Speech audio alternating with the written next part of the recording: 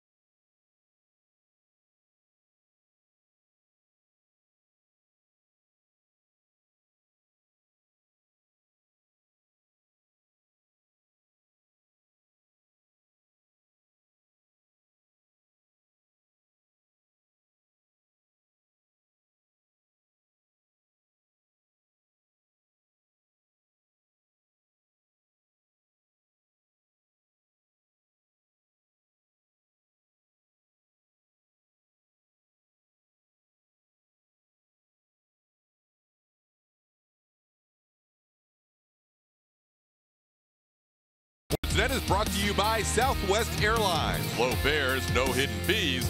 That's transparency. By Jack in the Box. Try the $4.99 Jack Spicy Chicken Club Combo with toasted sourdough. And by Buick. Visit your local Buick dealer. Big announcement today from the Houston Astros with a press conference prior to the game. Julia Morales will swing by to tell us what the news was about.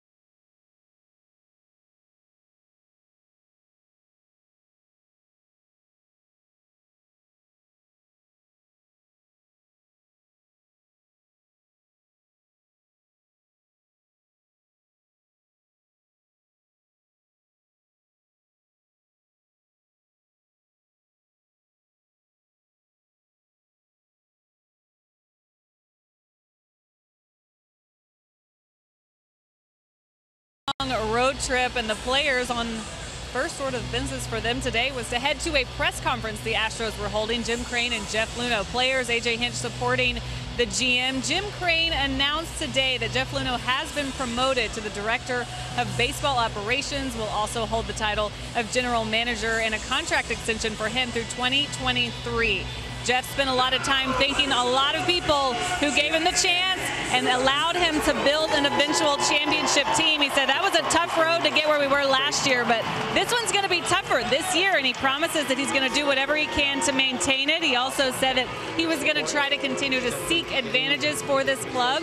Small advantages go a long way for this team, but they're going to continue to keep the secrets like they always do. That is because they want to be the best on the field. So a big day for the Luhnow family, and congratulations to them, but the players in full support, as some of these guys, Josh Reddick, Alex Bregman, wouldn't be here without Jeff Luhnow picking them or signing them to be a part of the Astros club. So a good day for the Astros franchise, guys. Yes, it was, Julian. We're going to have Jeff Luhnow with his new title and new contract extension in our booth in the fourth inning of tonight's broadcast, as the Astros take on the Tampa Bay Rays to kick off a 9-game homestand, and they will start things off with Garrett Cole on the mound. It's always a good thing when you have Garrett Cole on the mound. 14 starts, that ERA at 2.40. That highlighted number is 130 strikeouts, which leads the American League. He's done a very good job in the strikeout department, really getting heavy on that four-seam fastball, and has a very good breaking ball to go with it. Should be interesting to see how he goes about business against the Tampa Bay Rays. They are hitting .212 against the breaking ball. Here is how the Rays will line things up against Garrett Cole today. Matt Duffy's been their best hitter for the last month or so. He's at third base leading things off. Jake Bowers, a rookie first baseman, bats second. Wilson Ramos behind the plate hitting third. CJ Cron is DHing tonight. Joey Wendell at second base hits fifth. Willie Adames plays shortstop and bats sixth. Malik Smith is in center field. The former Astro Carlos Gomez is in right field, and Johnny Field is the left fielder batting ninth. Tampa Bay coming in having lost 3 of 4 against the New York Yankees. They have played much better baseball this year against teams below 500 than teams above 500. That's been a big line of demarcation in their season. And now they're in the midst of playing a lot of solid teams. They had the Yankees in that 4-game series, now the Astros, then back to the Yankees, the Nationals, and the Astros once again. Tampa Bay 21-9 against teams below 500, 12-29 against teams 500 or better. So the Astros coming off a perfect 10, a 10-0 road trip, riding an 11-game winning streak, and we are underway on a Monday night with Garrett Cole delivering to Duffy, who sends one to center field. Pretty well hit. Tony Kemp going back on it, though, and will have room and make the play for the first out of the game. Duffy swinging at the first pitch, sends it to the warning track in center. Starting defense for the Astros is brought to you by Xfinity. Kemp, you see, getting the start in center field. George Springer with a DH day tonight. And right field is Josh Reddick, the left fielder Marwin Gonzalez. Alex Bregman currently the only member of the infield on the left side in the shift. Carlos Correa, Jose Altuve, and Yuli Gurriel with Brian McCann behind the plate once again. After catching 9 innings in extreme heat in Kansas City Sunday, B-Mac back there for Garrett Cole tonight. Astros shift the young first baseman Jake Bauers, who started his career 0 for 8. He's hitting .313 in his last 9 games. 3 doubles, a triple, and a home run.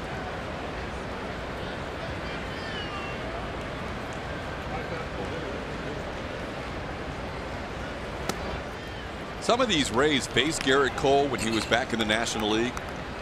Matt Duffy, Carlos Gomez, Wilson Ramos all have at bats against him, but he's pitching a little differently than he did as a member of the Pirates.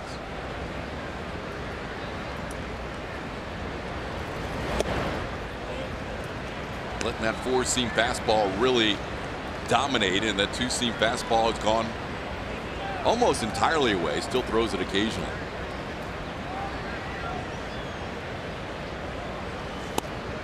And it's that pitch, the high fastball, that people are having a tough time catching up with this year. He's not afraid to get in the zone with it either. Our MD Anderson strike zone, you can see that pitch catching the top portion of the zone, and that's another thing with that 4-seam fastball you're able to do. That did not miss by much. In fact, Garrett Cole wanted that one. Brian Knight, the home plate umpire, thought it was a little too low. I think Garrett Cole might be right. MD Anderson strike zone feels the same way. Brian Knight missed it at 98 miles an hour. One thing we have seen with Cole is he has great ride on that fastball, and he can fool an umpire at times because it looks like it's going to dip below the knees, and it just stays right there. Here's Wilson Ramos. Ramos sends one deep to right field, and this ball is gone. First pitch swinging, Wilson Ramos, the Rays catcher, hits a 2-run home run. His 9th home run of the year, and just like that, Tampa Bay leads 2-0.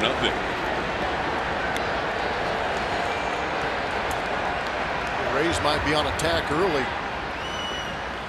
Duffy swung at the first pitch. Bauers didn't because it was out of the zone. And Wilson Ramos jumping on Garrett Cole early, up, out, over the plate.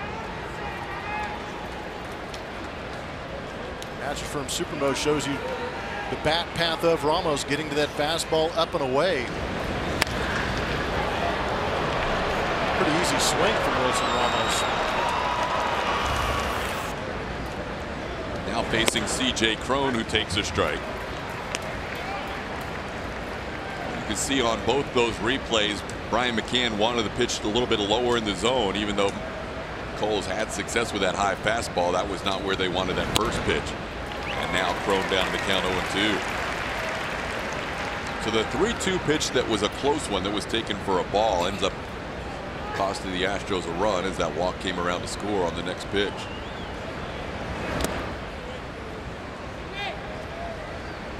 Astros have seen C.J. Cron before in an Angels uniform. This year leads the team in home runs, RBIs, and run scored. But lately it's been a struggle for C.J. Cron. Cole yanked that one outside. It's 2-2.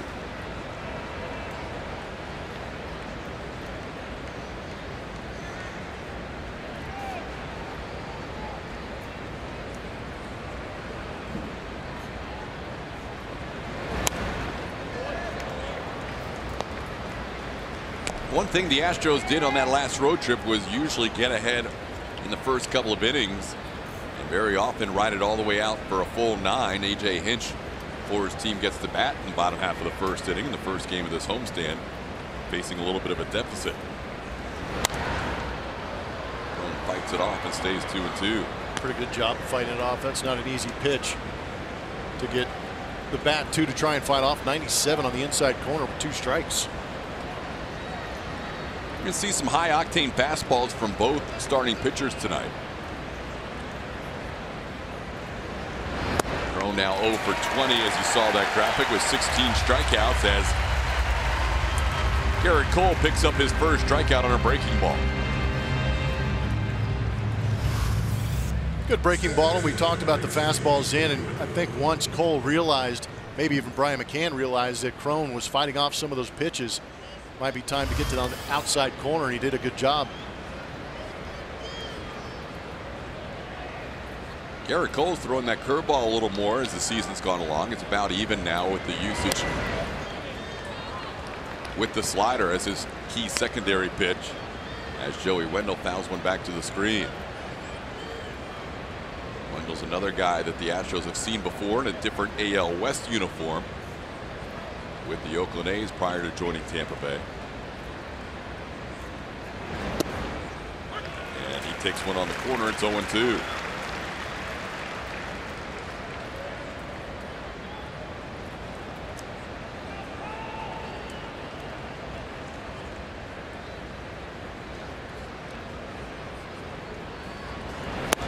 Swing and a miss. Cole comes back after the 2-run home run to strike out C.J. Crone and Joey Wendell to end the first. 2-0 Rays as we head to the bottom half.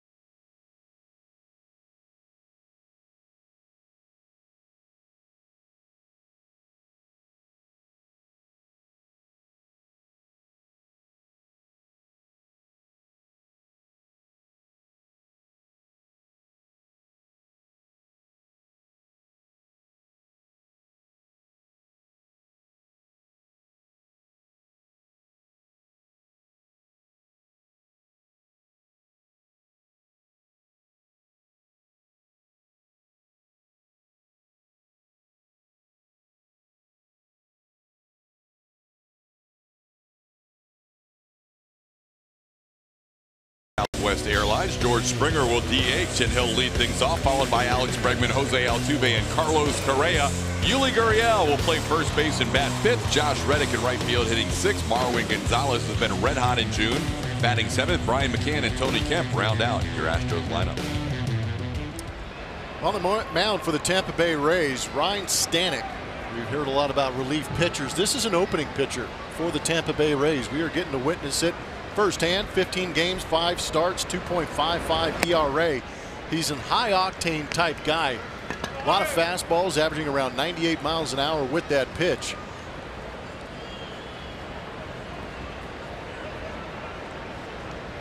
First batter he faces is George Springer.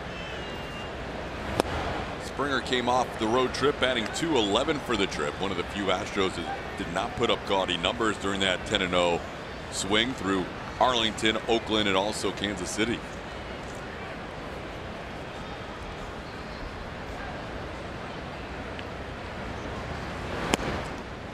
What Blummer was referring to, Tampa Bay has a couple of pitchers that are normal starters in the rotation. We'll see them the next 2 nights. Blake Snell on Tuesday and Nathan Eovaldi on Wednesday. But the rest of the time, Kevin Cash and company go through the bullpen and try and find what they call their opening starters. And in this case, it's Ryan Stanek, so he can come out and throw as hard as he wants for an inning or two. He does have that high-octane fastball that Blummer mentioned. You see him reaching in the glove with that split-fingered grip. He'll adjust off that, but also has a slider.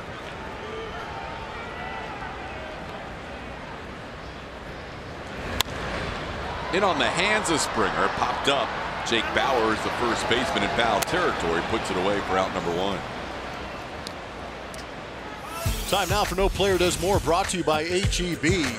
Alex Bregman, he is on a streak of 28 straight games of reaching base safely. A lot of it started with AJ moving him down in the order, asking him to make adjustments to that strike zone. He has done that, gotten command of the strike zone, and in doing so and laying off pitches outside the zone, he's gotten a lot of walks, but he's also gotten some really good pitches to hit. And when he has, he's crushed them.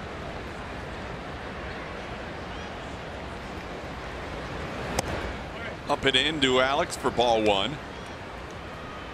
Alex has always had good numbers in his career against the Tampa Bay Rays, batting .389. Those June numbers, very good. Normally we'd be talking more about Bregman's RBI numbers in June.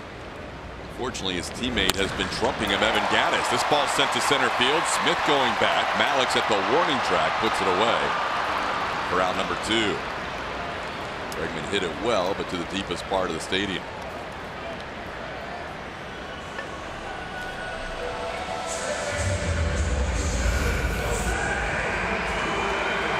Good swing, center cut fastball, 98.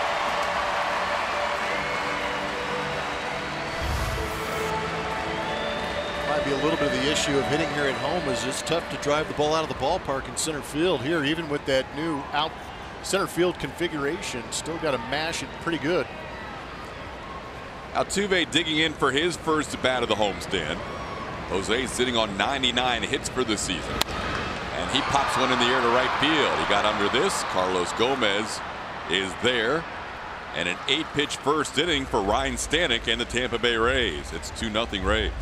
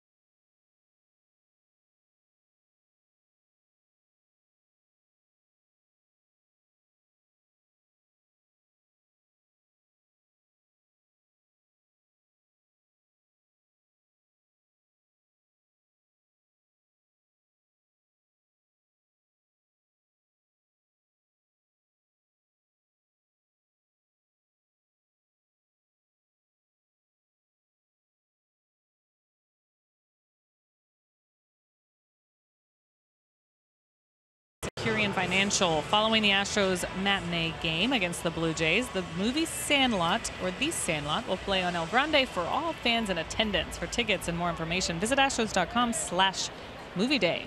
That sounds like a good time, TK. Yeah, it does. A lot going on here during the homestand for the Houston Astros. They'll be home for 9 and then on the road for a quick 2-city trip. 6 games involved in that one. And then back home for another 10 leading into the All-Star break. We showed you that schedule right before the game started. 19 out of 25 at home going into the break, and not one team right now 500 or better. But Tampa Bay out in front 2-0 on the 2-run home run by Wilson Ramos, and Willy Adames leads things off in the second inning. Adames chops one down the line, and that goes foul. Thomas in his second stint with Tampa Bay was up for 3 days in late May, and now the young infielder getting a chance to play on a regular basis. 8 for 36 in his young career, 1 home run, 3 runs batted in.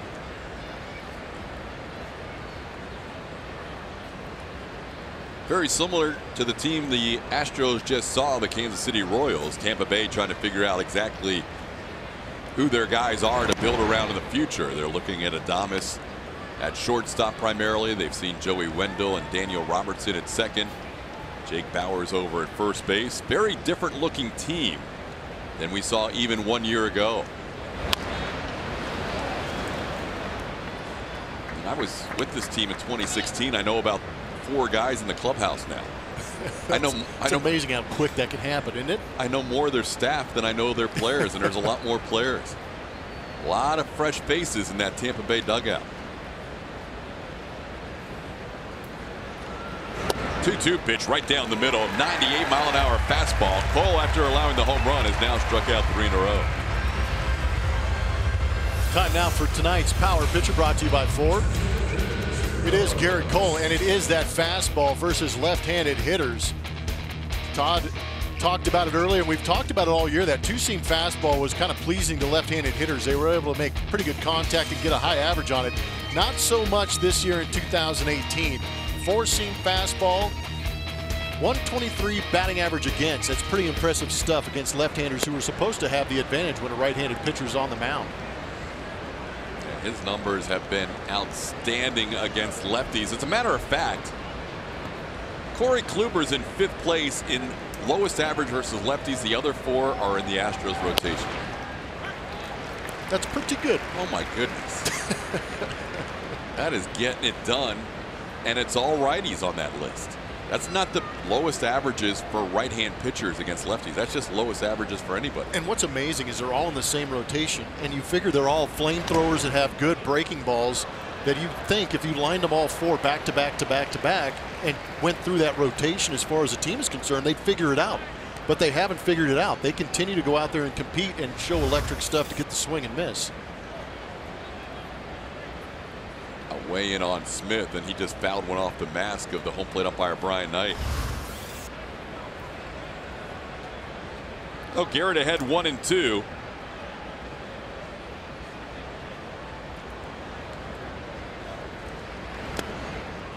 Now one down and in, and the count goes to 2-2.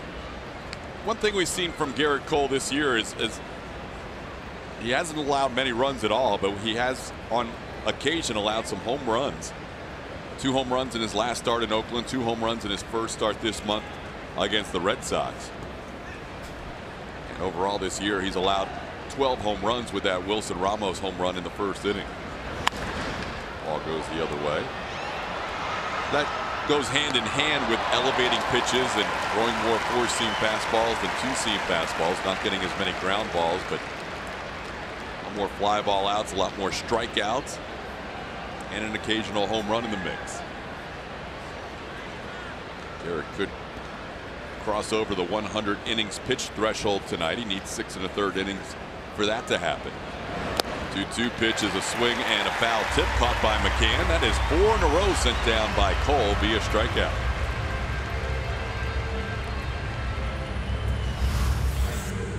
It's a good breaking ball, and I really feel these are the pitches: the breaking ball and the slider from Garrett Cole, the power curve balls from Charlie Morton and Justin Verlander. That's what makes them so effective. You try and defend mid-90s fastballs, and then they snap that off. It's tough to make contact. A few boos mixed in from the crowd as Carlos Gomez digs in, and I mean, you've got to think that he's pretty amped up about this series. He loves the attention. We know that. Fouls one back. It's 0-1. Carlos Gomez on the season with 7 home runs and a 190 batting average.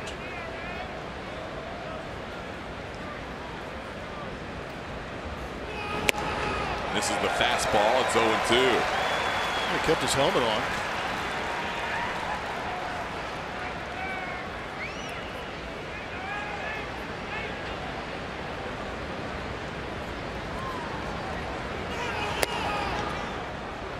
Up and away. It's 1-2. Carlos has the best numbers of anybody in this lineup against Garrett Cole. He's 5 for 12 with a triple. Cole ahead of the count, 1-2. Chooses to strike out the side. There we go. Helmet flies. How often did you see that? I remember him.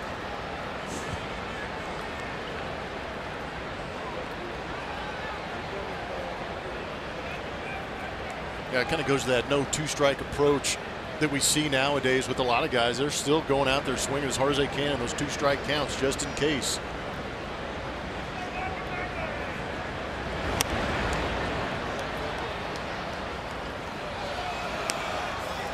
Steady diet of fastballs here with Garrett Cole ahead of the count.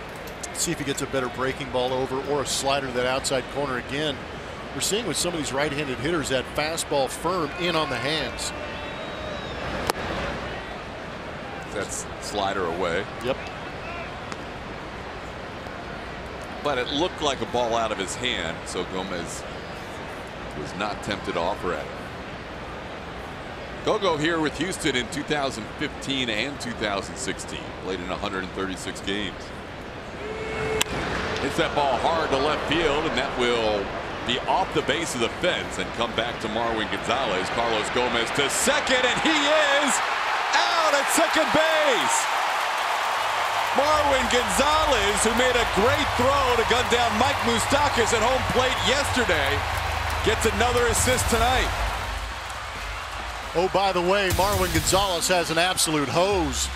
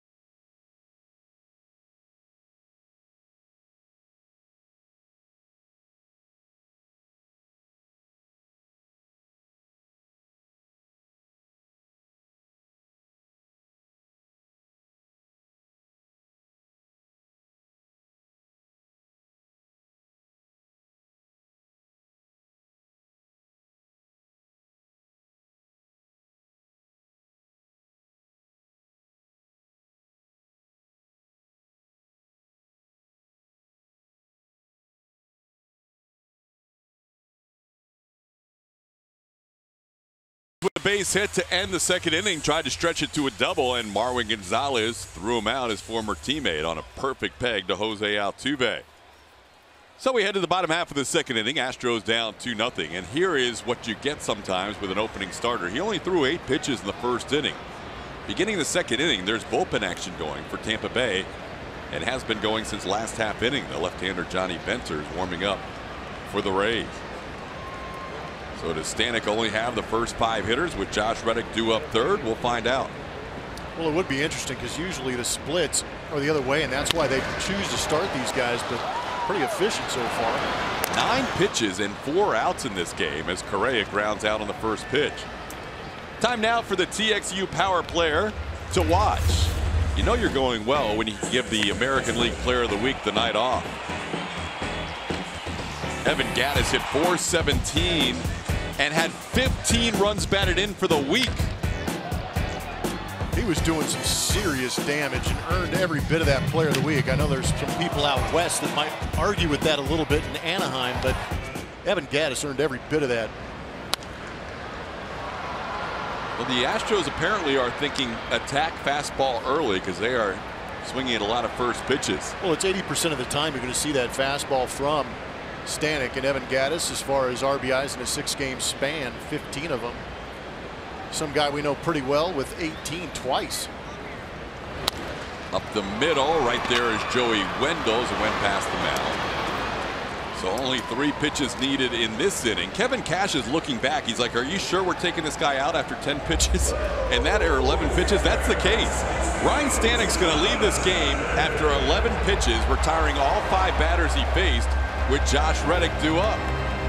So your opening pitcher leaves the game. 7th time this year a Tampa Bay starter has left the game without allowing a hit.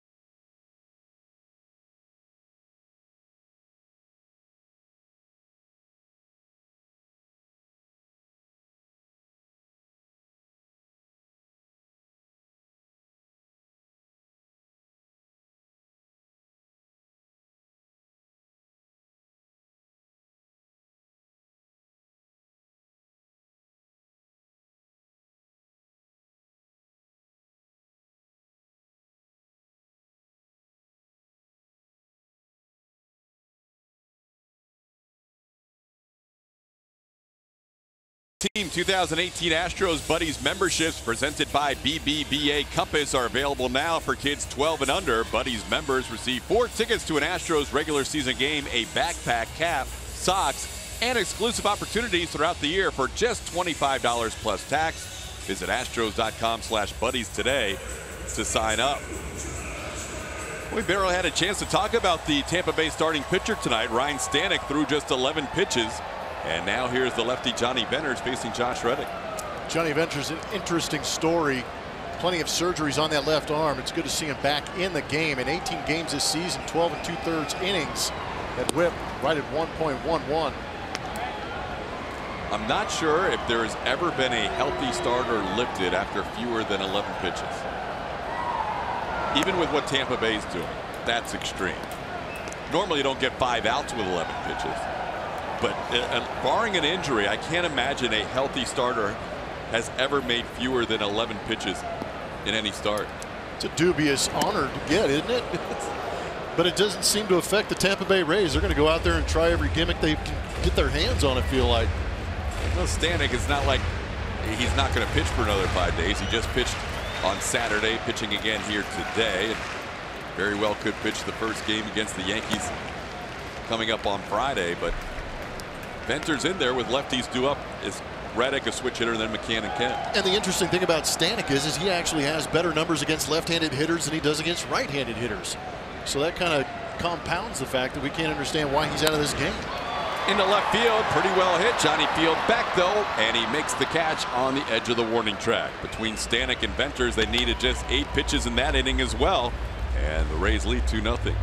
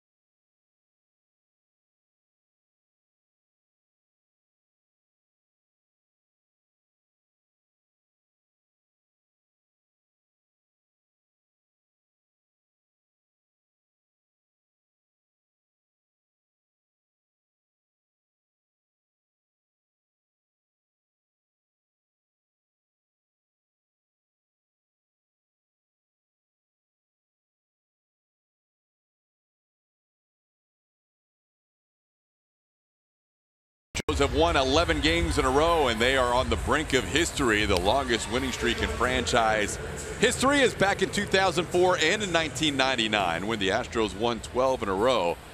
Crazy part about this streak is 10 of those 11 games came on the road. Incredible stuff. And every time these guys go out there and play and they get on these hot streaks, as good as they are with the pitching and now the offense stepping up, we're going to continue to rewrite some of these pages in this Astros history book because they are that good. We head to the third inning. Garrett Cole facing Johnny Field, the number 9 hitter, and he sends one to right field, sending Josh Reddick back. Still on the move back, but Josh has room and makes the play for out number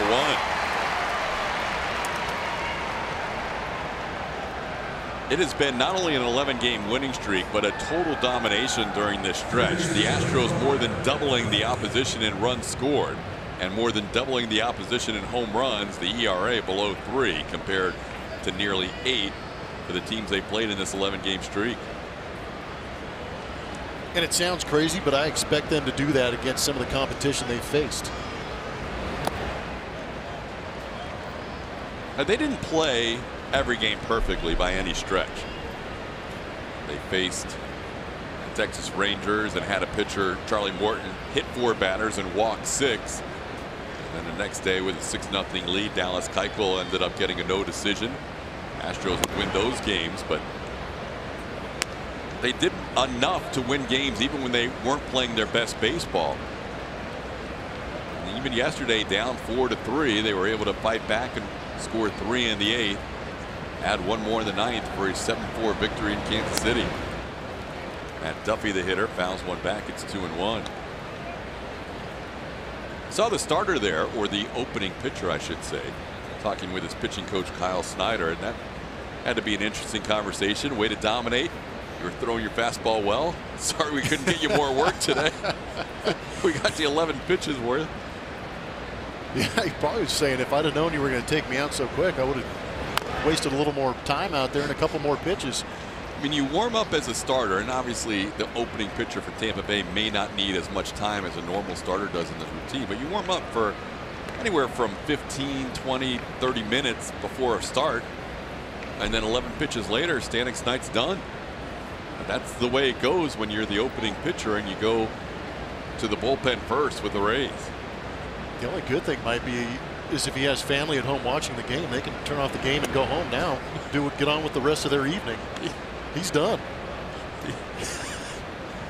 And again, a lot of people at home are having an issue on Twitter wondering why they took out the pitcher. The Tampa Bay Rays go out there with the approach that they're going to start some relievers sometimes if it goes according to matchup, if they don't have that legitimate starter to go out there.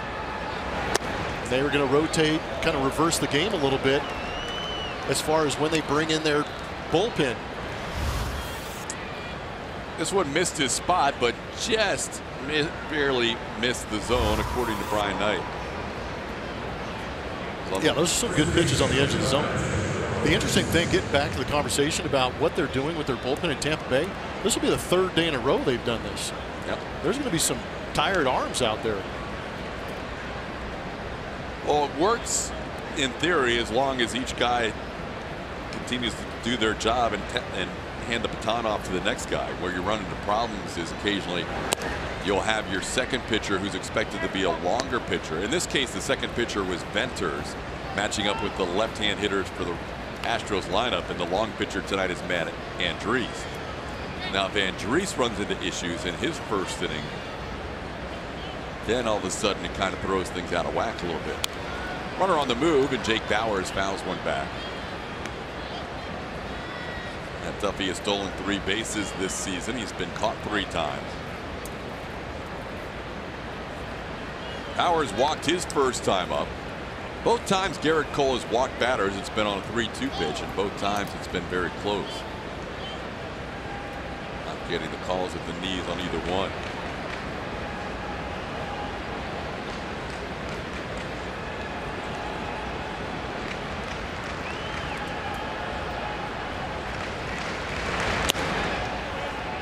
Up and away, it's 2-1. Early on, I think Garrett would say his command has been good at times, but also has not been as consistent as maybe some of his other starts. Fastball's missed glove side a few times. The last one was up and away. And we've also seen him fight through some umpires that don't give him the edges.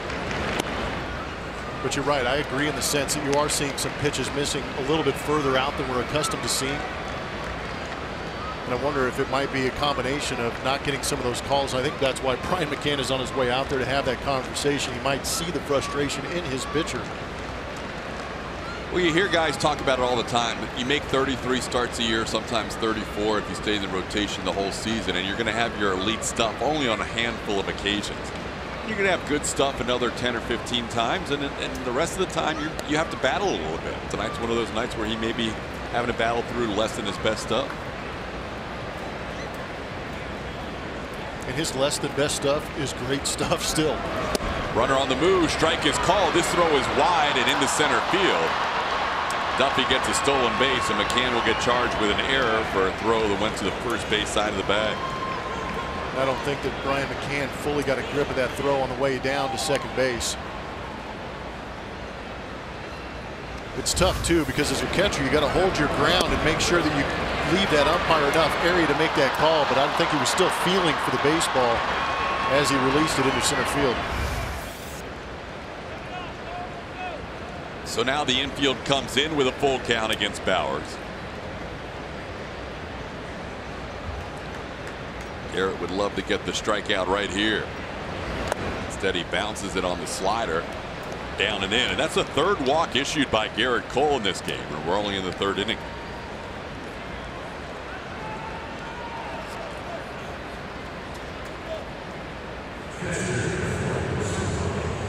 That's the most he's allowed in any game this season. He's done it several times. 4 times previously, now 5 times this season where he's allowed 3 walks. Now face Wilson Ramos, who had a 2-run home run against him his last time up.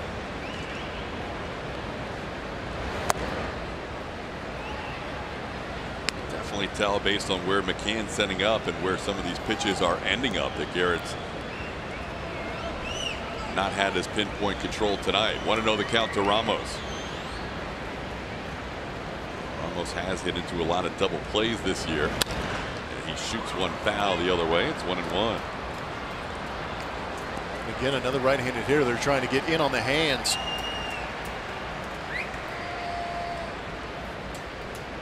"15 times Wilson Ramos has grounded into a double play. Astros wrapped up their 10th win yesterday with a double play ground ball.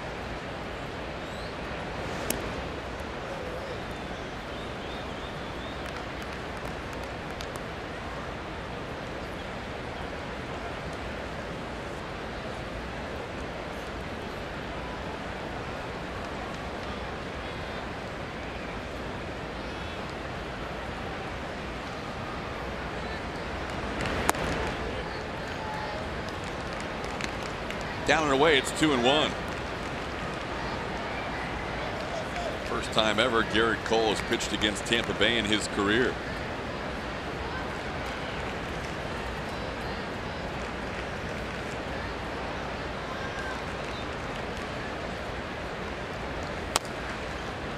At the plate foul, it's 2-2. Got Ramos to expand on that one. 2-1 count. Down out of the zone. It was a bit of a gift for Garrett Cole. Can he capitalize on it?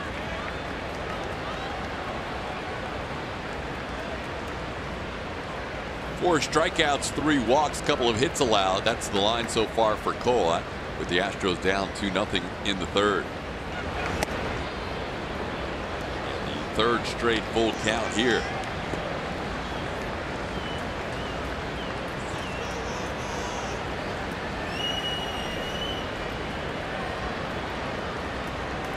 .54 pitches so far for Cole, just 31 strikes.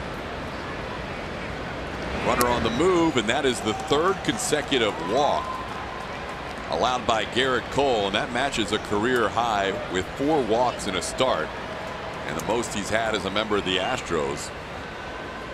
We mentioned a moment ago there are those starts during the course of a season, 33 or 34 of them, where you're not going to have your good stuff. And tonight, it looks like Gerrit Cole has been battling from the start. Yeah, that slider is not doing what he wants it to do. We've seen a couple flutter up at the top of the zone, and then, like you were talking about earlier, really yanking him to the glove side every once in a while. And right now, it's just a matter of trying to say something that's going to trigger some better mechanics from Gerrit Cole. With one out, all on 3-2 counts. Cole walked Duffy, who stole a base, reached third on an error, walked Jake Bauers, and then also on a 3-2 count, walked Wilson Ramos. Now the bases are filled with nobody out. Or excuse me, with one out. C.J. Cron struck out his first time up. Another good double play candidate, but he has a tendency to lift the baseball and hit a lot of fly balls.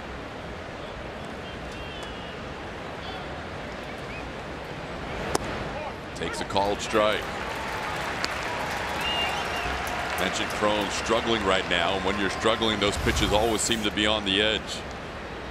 Well, and how about Gerrit Cole? He hasn't got too many of those down in the zone right there. It's nice to get that one to lead off this hitter now.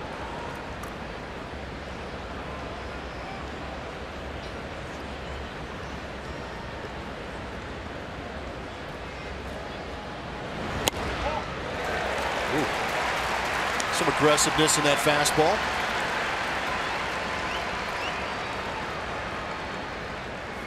Now Cole ahead 0-2. Astros infield is back, hoping to see a ground ball for a potential double play. Cole thinking 0-2 possible strikeout here, and he misses at 99 up in the zone. It's 1-2. Yeah, he was definitely trying to rush that one past C.J. Cron if he could get up to chase, but he did not. Man.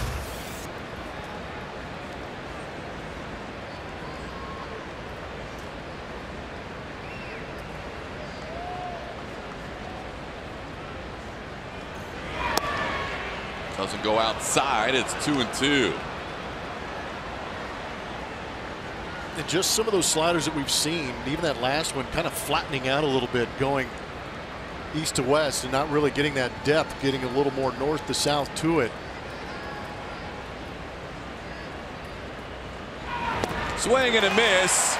Cron strikes out. McCann doesn't have to make the tag because there's a base runner on every bag, so Cron can't go anywhere. He's now 0 for 21 with 17 strikeouts as Cole gets them for back-to-back at bats. Yeah, it's tough. There was a little more depth on that one, but Cole threw that one extremely hard at 91 miles an hour.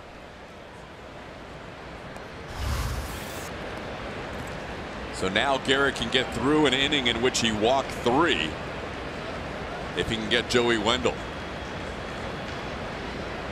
Wendell struck out his first time up. Cole with 5 strikeouts that are all bunched up in this part of the lineup, 4 through 7. Out of play, 0-1.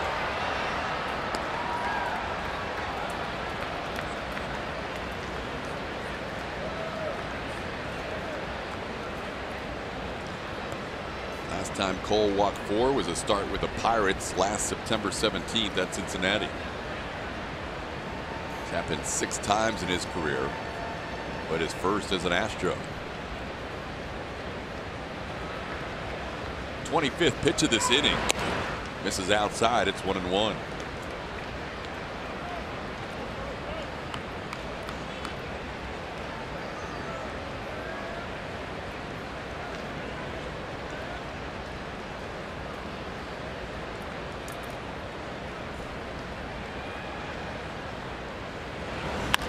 Ground ball left side past Bregman into left field. 1 run scores. Around third comes Bauers, and he is safe at home plate on the head first slide. 2 RBI single by Joey Wendell, and Tampa Bay leads this game 4-0.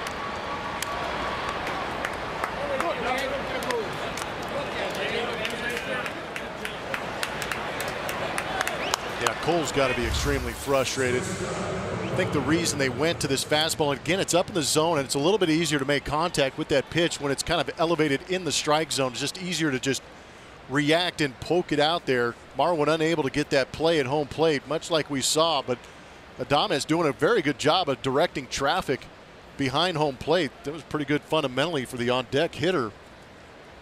But I think why Garrett Cole may have gone to that fastball in that count, in that situation, is because of the pitch before was the curveball that didn't have good break to it. And he's kind of motioned as if he was trying to remind himself how to get that pitch over.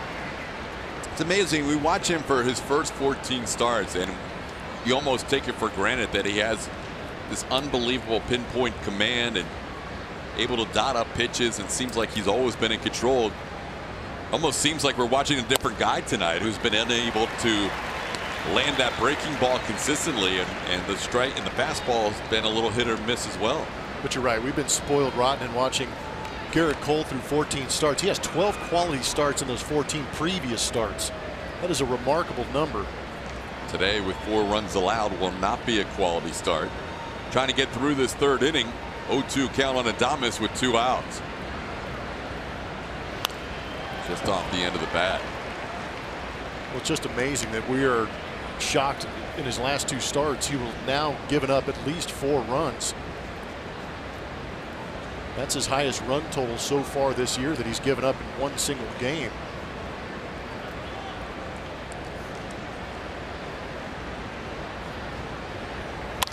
On the ground, Correa will make the play to first, and that'll do it for the Rays. But Tampa Bay scores 2, 3 walks and a 2 RBI base hit. It's 4-0.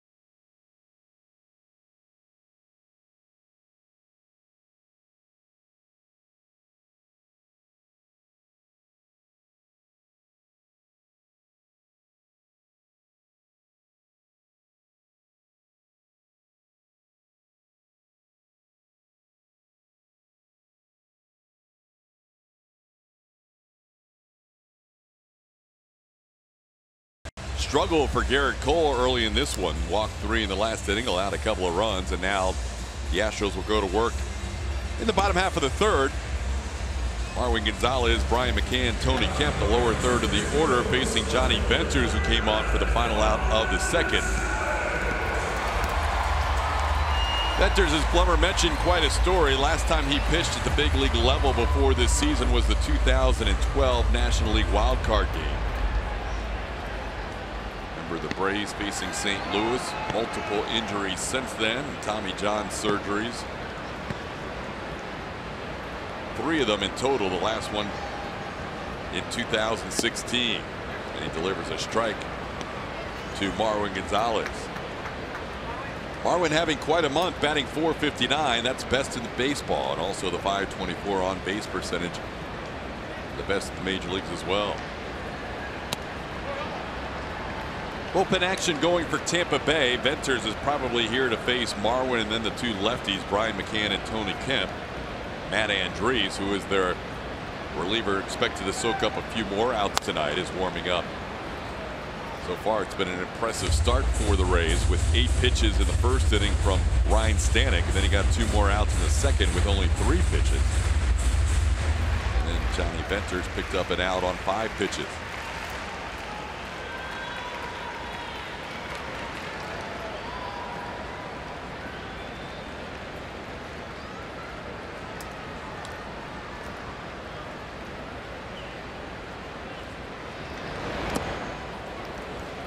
Down and into Marwin, it's 2-2. As a switch hitter, you get told what games you're playing, and you see your name in the lineup. You're trying to make adjustments and go about your routine when you start a ball game. And I would imagine facing a team like the Tampa Bay Rays would be very tough, because when you do get ready and you know that you're going to be in the game, you'd like to go through your routine to hit from the left side because a right-handed pitcher is out there. So you go through your routine, and immediately they go to the pin and pull out a guy that's left-handed. Your first AB's right-handed. That's got to be pretty frustrating. And Marwin goes down swinging and snaps a string of 4 consecutive hits as a right-hand batter. Time to name that Astro, brought to you by Nissan. What do we got today? Who Am I? Santo Domingo, Midsummer Classic, and Grand Theft. Not sure if that's good or bad, but name that Astro. If you got an idea, send it to @ATT Sportsnet SW. Later in this ball game, we'll tell you who it is. Here's Brian McCann. Takes a pitch up and in for a ball. It's 1-0. Venters has been dominant against left-hand hitters this year, just 1 for 19 on the season. And McCann takes a called strike.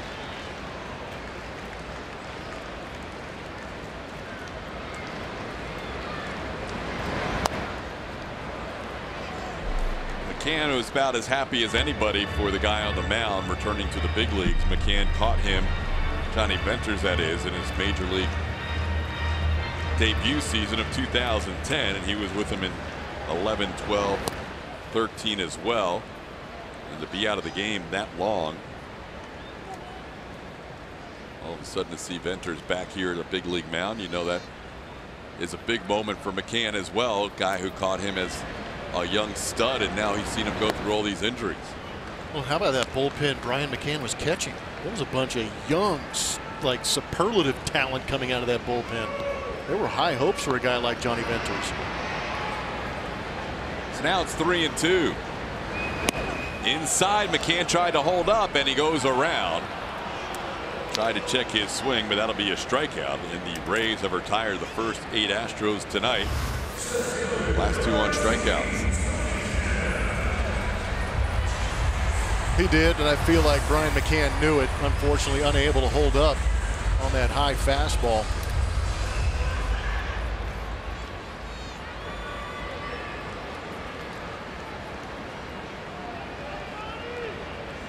Here's Tony Kemp.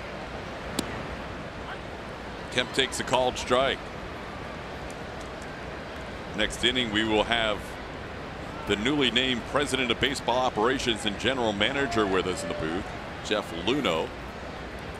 Not only had a new title after today, he was promoted and had his contract extended through the 2023 season. Kemp grounds one towards first. Bowers is going to flip it, and Kemp's speed is going to beat it. Tony Kemp flying down the line, the first base runner of the game for the Astros on an infield hit. Woo.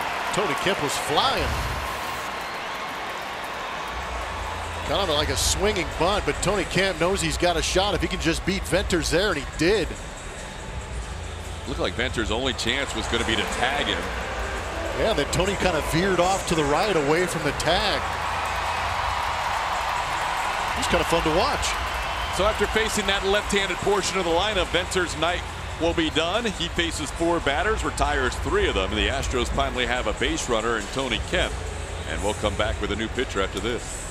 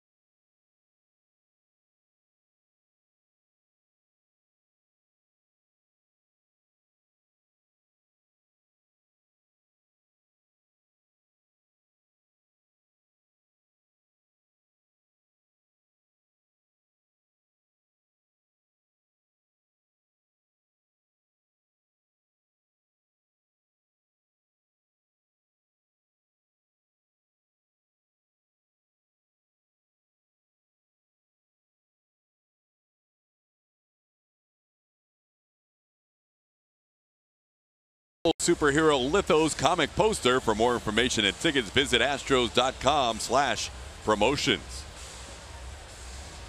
We've had 2 changes in the last couple of innings. Out of the bullpen for Tampa Bay, Johnny Venters picked up the last out of the second, and now on with 2 outs in the third is a right-hander, Matt Andriese. I feel like we're playing a game of get to know your Tampa Bay Rays, but this is Matt Andriese making his 20th appearance. That whip right at 1, doing a very good job as far as strikeouts are concerned also.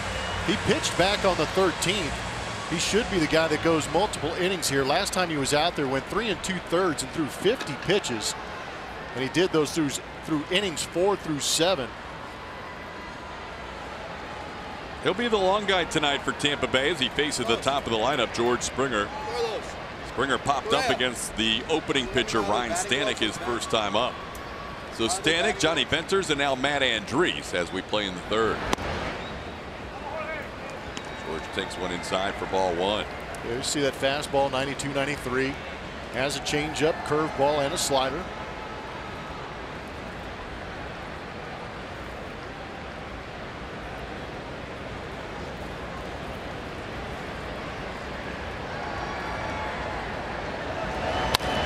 Chopper towards third, played there on a couple of hops by Duffy, and he makes the throw across in time for the final out of the inning. We'll be joined by Jeff Luhnow when we come back in this 4-0 game in the fourth.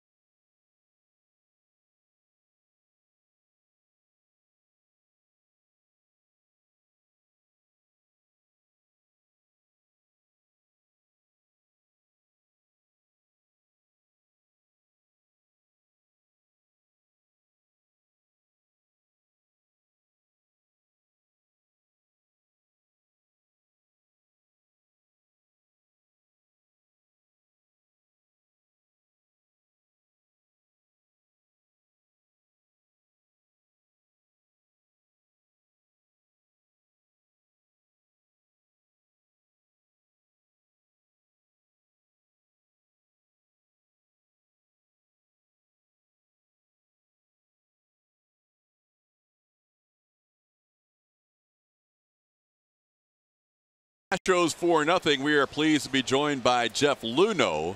We used to call you the general manager. Now we call you the president of baseball operations and the GM. First of all, congratulations, Thank Jeff. you. Thank you, Todd. Thanks. Yeah. What does it mean to you? You get the new title, you're promoted, and an extension. What's it mean to you and the team this day?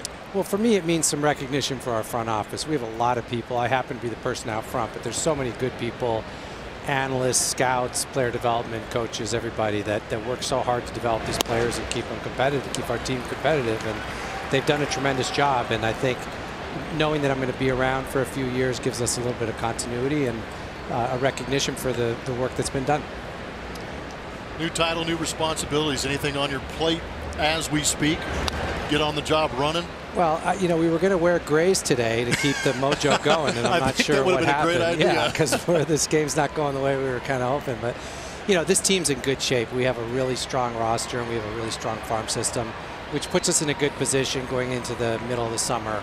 If we need to make a move, we're going to have the ability to make it. But the reality is we've got a pretty strong team, and this is a team that should make the playoffs and hopefully do some damage again.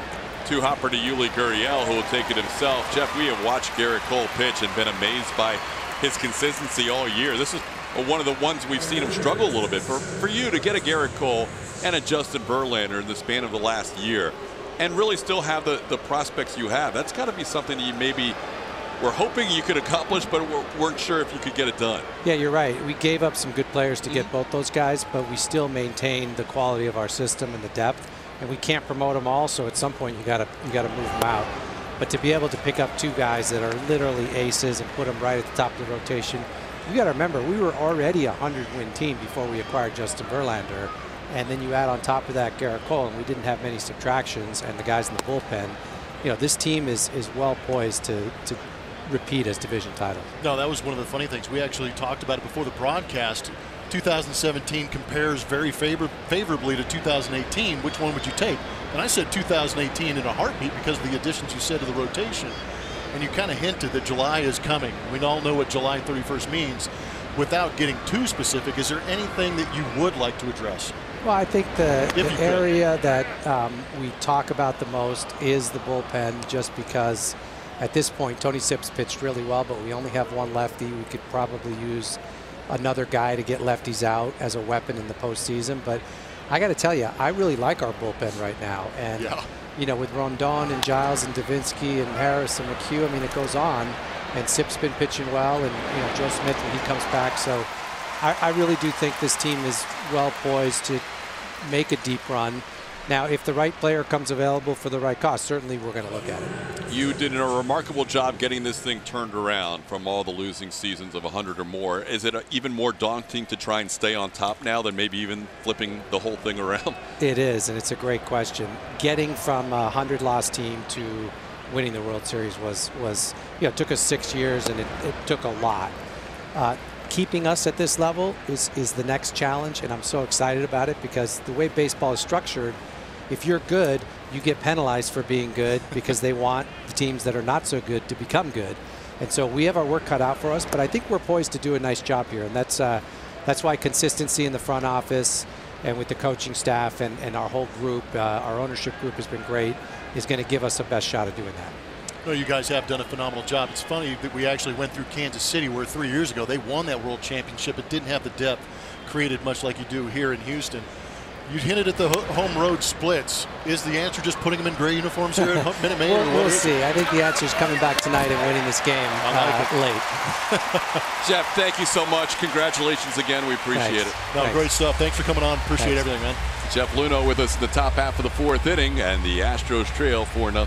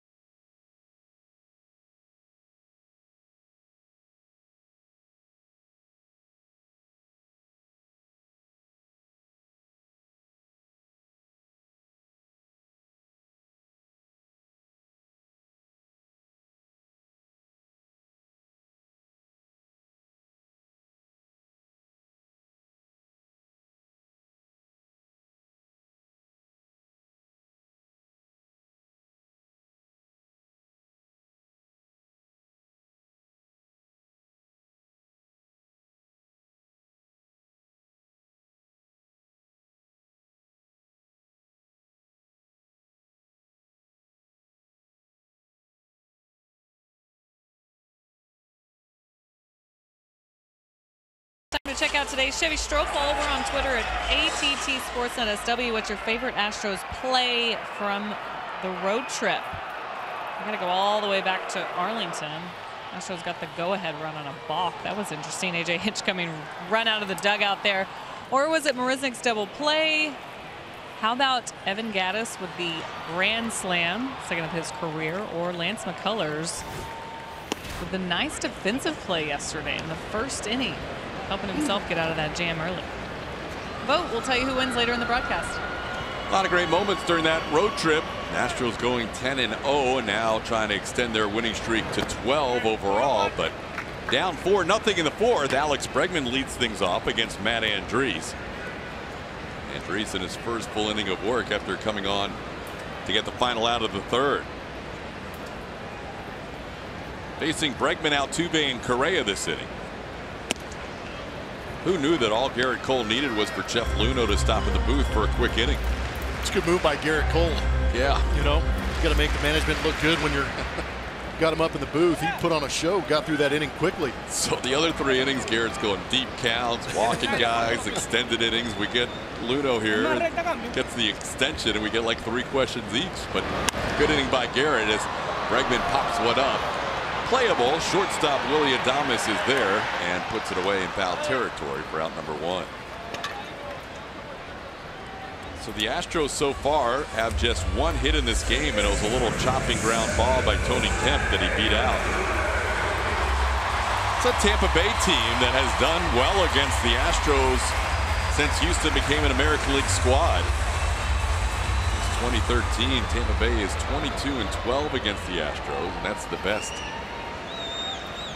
mark for Tampa Bay versus any AL opponent since 13, and also the Astros' worst mark against any opponent in that same time.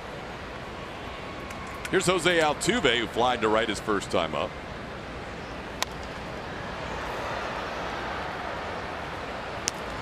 Coming into this series, you thought Garrett Cole, Justin Verlander, Charlie Morton, pretty good chance against Tampa Bay. And while the Rays haven't lost a season series to the Astros since 08, still plenty to go in this game, but Tampa Bay leading early 4-0. Pitch inside to Altuve. It's 1-1.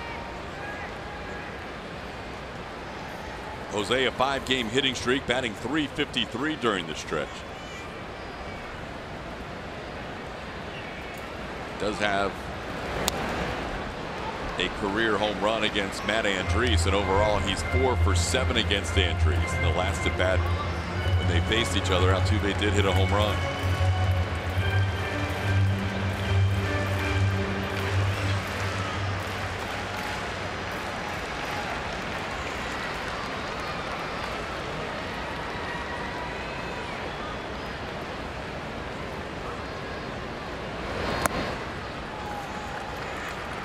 In the dirt, 2-2.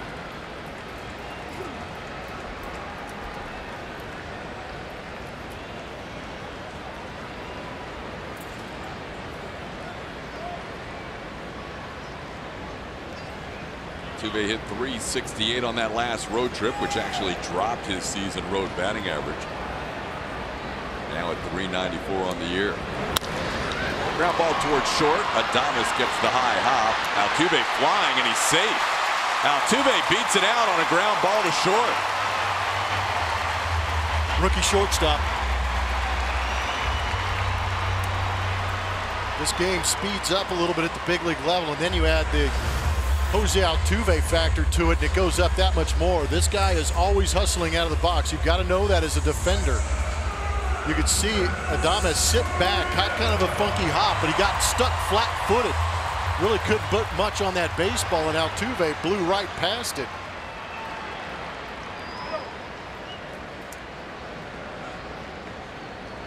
So the Astros' 2 hits tonight are ground balls right to the infielders. One to the first baseman Bowers, a rookie. Johnny Venture is unable to cover on that one, and that one to Willie Adames. Here's Carlos Correa.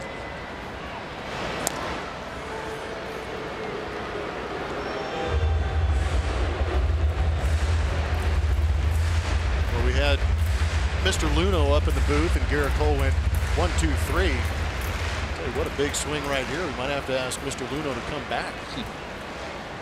Astros could use something offensively. A couple of infield hits. Now Altuve on first. Nobody's reached second base yet in this game. Correa takes one inside for a ball. It's 1-0.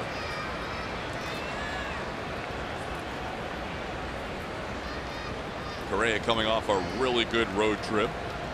didn't play in the 4 games in Texas against the Rangers, but in the other 6 games went 9 for 25, 4 walks, 3 home runs, and 8 runs batted in.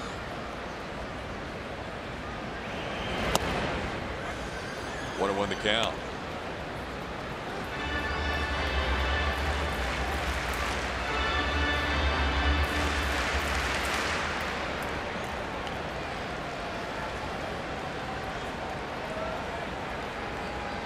Correa also has a career home run against Matt Andrees. He's 2 for 4 with a home run.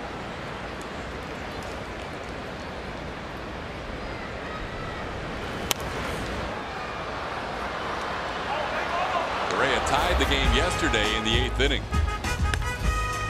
Another 3-1 count and a fastball and a 3-1 count. That's what you want to see from one of your all-stars, is him to have the ability to drive the baseball out of the ballpark when you need it most, and he's done that the last couple of days.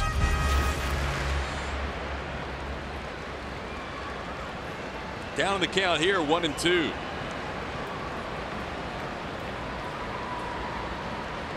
Correa hitting 2 home runs in that series in Kansas City. And he fights this one off foul.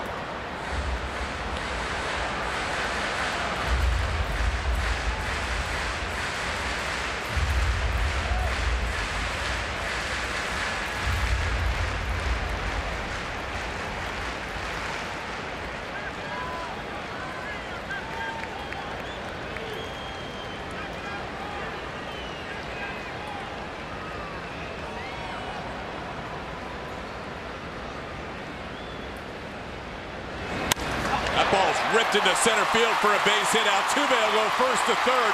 Correa's thinking about second base. Safe.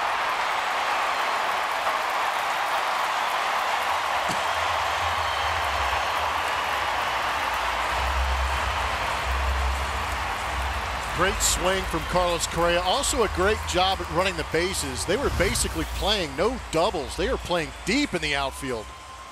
This a fastball, a mistake again. Carlos Correa has been hammering fastballs, but out of the box, I love to see the effort. I love to see the thought process, and I love to see him safe at second base. That was a great piece of hitting, even better piece of base running. Love the hustle. 2 guys getting on and advancing an extra 90 feet because of hustle. Now Yuli Gurriel batting with runners in scoring position, 2 of them. And Yuli has been rolling, hitting .460 on the season with runners in scoring position. Ground ball up the middle. That's a knockdown by Wendell. Correa stays at third. Base hit for Yuli Gurriel. The Astros get a run. It's now 4-1. What a great piece of hitting by Yuli. Sounds like a broken record, but he's done such a good job.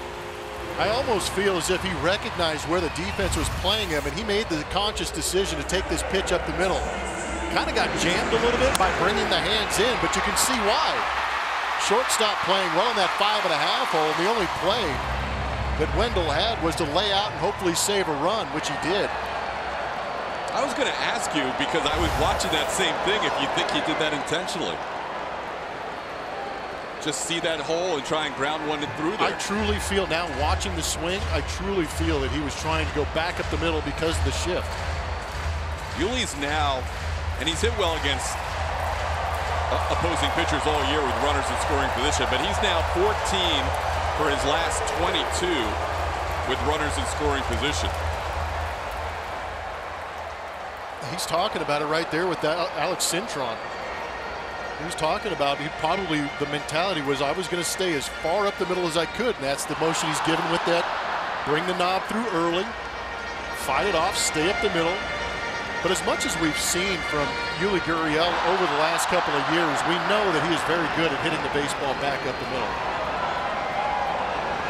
Now batting with runners on first and third and 1 out is Josh Reddick in a 4-1 game. Hustle single by Jose Altuve. Hustle double by Carlos Correa. Infield hit by Yuli Gurriel, and now Reddick, who lined out to left his first time up. Takes a pitch inside for a ball. All the road and home issues the Astros have had, this is one guy who loves hitting it home. No doubt. Not many Astros have better numbers here at Minute Maid Park, but Josh Reddick certainly has the last 2 seasons. That pitch misses. It's 2-0. Reddick looking for his first career hit against Matt Andrees. He is 0 for 7 with a couple of strikeouts. That lower edge, non-existent. At least it's for both sides. Benefiting the Astros right now, putting Josh Reddick in a 2-0 count.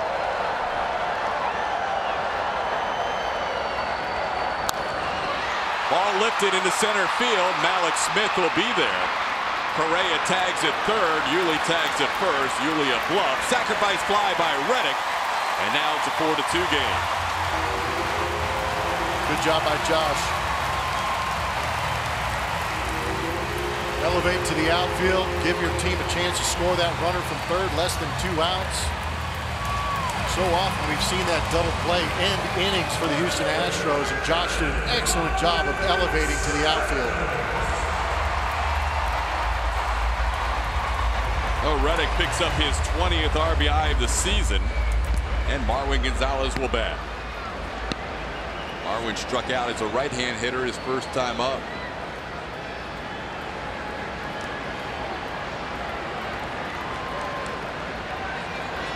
3 straight hits and a sacrifice fly, and the Astros have cut this lead in half. Breaking ball for a strike.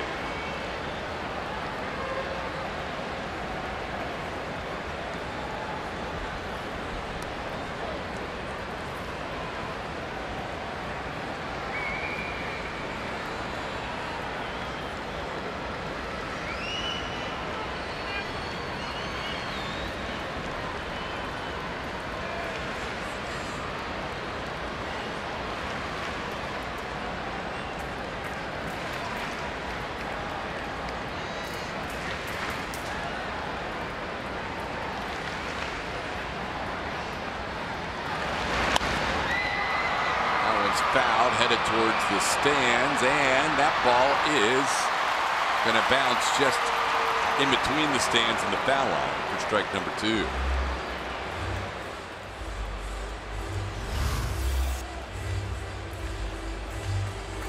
Ooh, man, that was closer than I thought. Me too. Just missed being a ground rule double down the left field line. We've shown you the 2 managers tonight. It's a whole different ball game when you have a starter like Garrett Cole or Justin Verlander tomorrow, Charlie Morton on Wednesday. A.J. Hinch, for the most part, is watching what's going on and putting on plays throughout the first few innings, but he's not matching up with pitchers.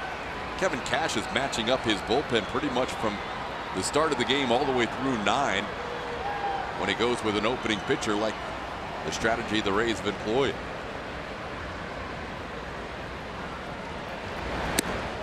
Fastball up high to Marwin. It's 1-2.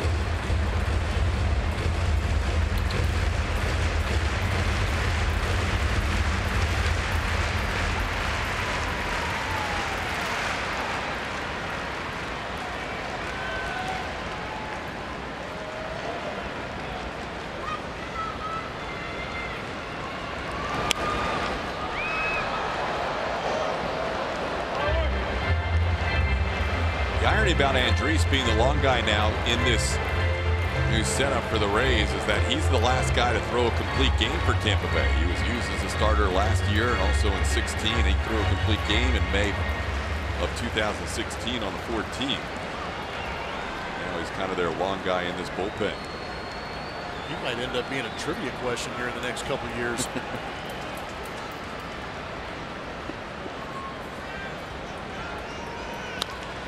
Back to the mound. Andrees on one hop has it and makes the play for the final out. But good hustle shown by the Astros in this inning. 3 hits, 2 runs, and they're down 4-2.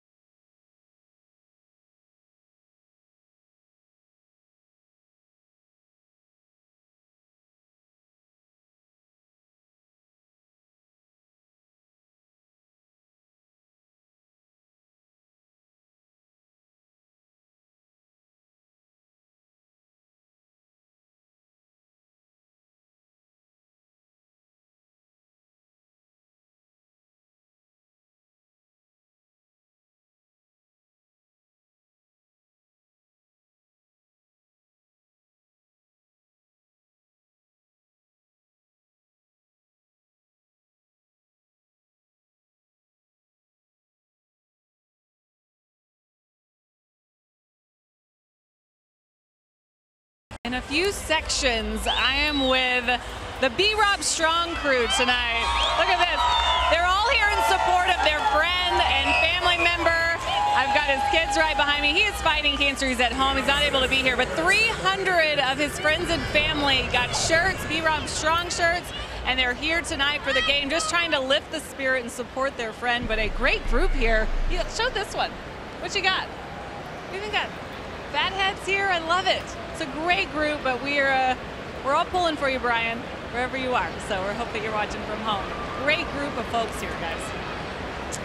Yeah, great to see throughout those sections over there, Julia. And our thoughts go to B-Rob as well. We want to get you back here at Minute Maid Park as soon as possible. And in the meantime, you have a great group of fans here that want to make sure they're showing your support. Yeah, it's good to have him here, and I'm glad that we got him on air. We are all fighting with you. Hang in there. Brian Robertson, great friend of the Astros. We are all B-Rob Strong tonight and throughout his battle. Garrett Cole on to the 5th inning in a 4-2 game facing Matt Duffy. Cole had his best inning last inning when he went 1-2-3 against the bottom third of the order. Garrett has walked an uncharacteristic 4 batters tonight, matching his career high and his new Astros high. He's also allowed 4 runs, which matches his Astros high. That happened in his last start as well. On the ground towards Altuve, and Altuve on 3 hops retires Matt Duffy for out number 1. Well, you knew those first few innings, especially the third, weren't going to sit very well with Garrett Cole, and it was interesting to see how he would bounce back. He's now retired 5 in a row and 6 out of 7. What's interesting too is 14 of 18 hitters, or 14 of 19 now, he's thrown first pitch strikes. So he is aggressive in the zone, but it also might explain why the Tampa Bay Rays are coming out and swinging early. Here's Jake Bauers. He swings early and sends one down the line foul. Yuli made the call first, and he was confirmed by Pat Hoberg, the first base umpire.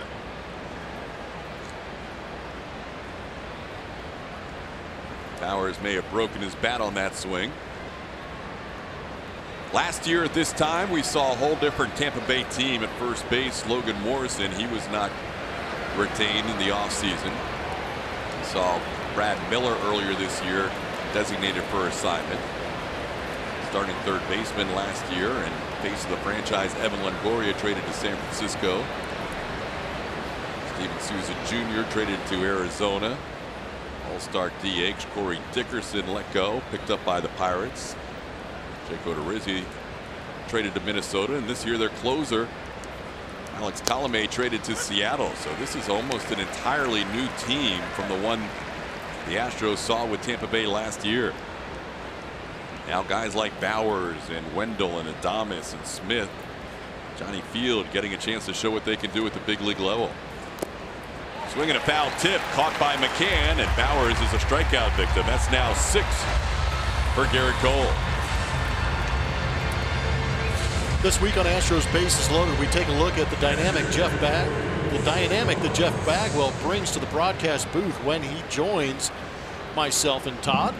Evan Gattis talks about hitting the high ones, and Mike Stanton breaks down the balk call that scored the winning run against the Rangers. Also, you've got AJ Hinch, who flips the script on Julia in their weekly interview. All that and more on Astros Bases Loaded after the game, only on AT&T Sportsnet. Cole started out Wilson Ramos with a breaking ball there, curveball. Ramos, if you remember back in the first inning, hit a first pitch fastball over the wall in right field. Gets him swinging there. It's 1-1. Ramos has also walked. All 4 walks tonight by Cole have been on 3-2 counts. It's not like he has been walking hitters on 4 or 5 pitches in an at bat, but nonetheless 4 walks is very unusual to see. It's 2-1. Well, 4 walks. He's had 4 3-ball counts in this ball game. There you go.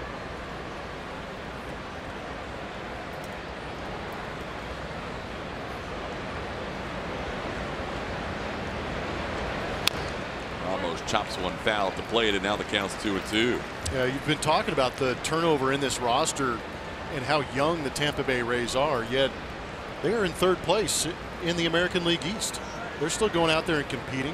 Not sure what that says about the Toronto Blue Jays and Baltimore Orioles, but you got to give these guys credit. I played on a young team too in Montreal when I was coming up, and you go out there and fight like crazy, but it's also an understanding that it's an opportunity to get out there and compete against the best. Chopped high in the air. Cole behind the mound will make a sidearm throw on the money. Ramos retired for the final out of the inning. That's now 7 in a row sent down by Cole. We are halfway home. The Astros trailing 4-2.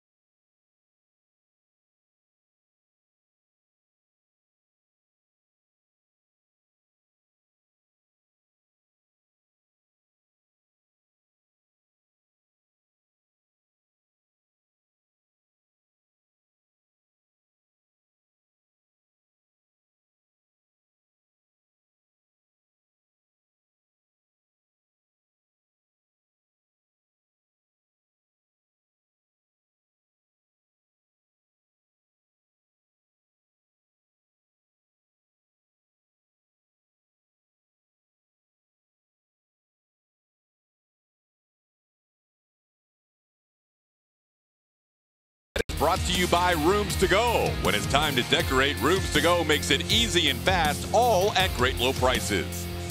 By Volkswagen. And by Champion Energy Services, the exclusive electricity provider of the Houston Astros. Bottom half of the 5th inning. Good crowd tonight on a Monday with the Astros returning home coming off a perfect 10-0 road trip. They will try and get things rolling here in the bottom half of the 5th with Brian McCann leading things off against Matt Andriese. McCann, Tony Kempton back to the top of the order. Good to see Garrett Cole put the wheels back on the last couple of innings. Cole threw 67 pitches in the first 3. Now has retired 7 in a row and needed just 22 pitches the last 2 innings.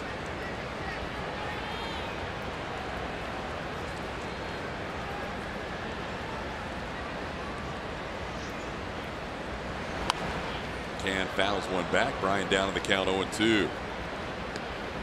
Andriese picked up the final out of the 3rd inning, now in his 2nd full inning of work as he begins the 5th. Ryan Stanek for an inning and 2/3 only needed 11 pitches to get 5 outs. And Johnny Venters for the next inning. And Andriese is gone the rest of the way.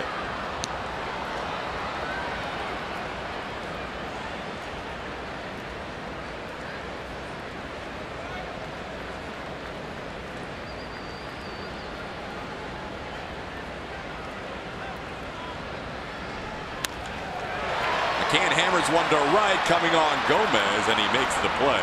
Ryan hit it hard, but at the Rays right fielder for the first out. We've got some time for some league leaders. They're brought to you by Houston Methodist. Easiest schedule until the All-Star break. The Astros leading that way. The opponent winning percentage under 500 by a little bit, and then it's the Twins, Rangers, and Cubs. World Series champions may have earned that right, facing some tough competition in May, early June. Here's Tony Kemp. Well, it really is this year in particular with the American League. a big separation of classes between the haves and the have-nots. And you really don't know that until you start the schedule and play things out. You have an idea, but until you actually play it out, get 70, 75 games into the season, you really start to see that separation. But yeah, it's pretty drastic. Right now, just 6 teams in the AL with winning records, the Astros being one of them. So only 5 other teams could possibly be on the schedule that are better than 500. They just saw 3 of them in a row: Cleveland, New York, and Boston, and Seattle. Actually, all 4 in a row. Everybody but the Angels. Well, it's also interesting that the West, the American League West, has 4 teams 500 or better now. With coming into today, the Oakland A's at 36 and 36. So some of the better competition still out west. And there's going to be plenty of games in the division too. AL West has the best overall record. The A's have been very good outside the division, just can't win against teams in the AL West. Oakland overall is 12 and 25 against the West and 24 and 11 against everybody else. Tony Kemp a little bit of pain after fouling that pitch off. Well, the beauty of Supermos, we get to see where that gets him right on that instep. Hopefully got a little bit more of the bottom of the shoe than on top. Tony should be able to shake that one off. Hopefully it doesn't slow him down. He was flying that last AB. What'd you have him at? 29.1 feet per second. Elite speed is 30, and we usually see that when a guy's tracking down a fly ball. Getting from home to first in that kind of time is impressive.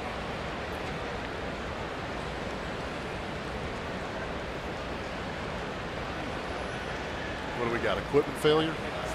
Lose something from the bottom of his shoe when he fouled one off? That'd be interesting if a spike fell off. Maybe that was the case. Losing some teeth out of the bottom of his shoes.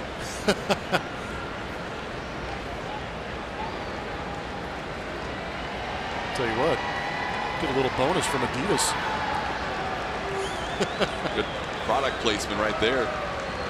2-2 the count with 1 out and nobody on.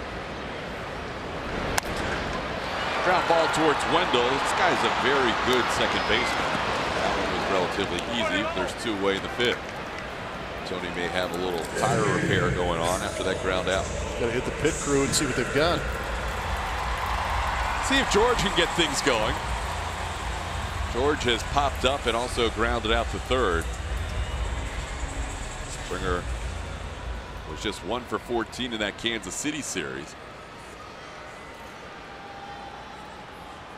All it takes usually for George is 1 good AB, and next thing you know, he could have 4 or 5 hits in a 7-at-bat stretch with a couple of home runs. Takes a pitch outside for a ball, 1-0. Saw him earlier this year with a 6-hit game in Oakland.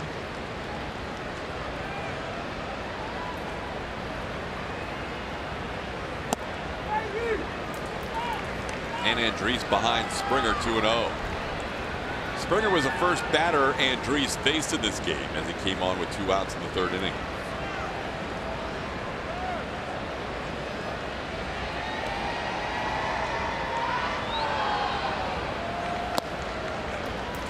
Inside, 3-0. Alex Bregman waits on deck. It's been tough sledding of late for George Springer. I might give him the green light. 3-0 right here. Just let him swing himself out of it. Or we could have a moment like we saw a couple times with Carlos Correa, where he kind of dials in and sees one more fastball, hoping to get it right here in the 3-1 count again. This could be a pretty healthy swing here, 3-1, if it's over the plate. Checks his swing. That's ball 4. Threw the off speed at him. Good take by George. That's a good job for a guy who has struggled a little bit, 1 for his last 16, not to chase that 3-1 breaking ball. And instead, Alex Bregman gets a chance with a runner on base. Bregman popped up in his lone at bat against Andriese. He's also fly to deep center field.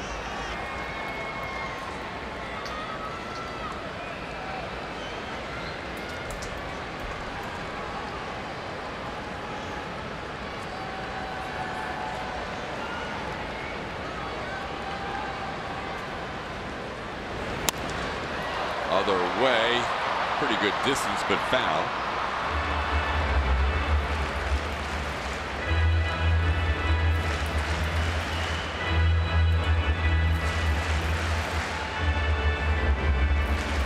Andres last year allowed 16 home runs in 17 starts, total of 86 innings, one appearance out of the bullpen.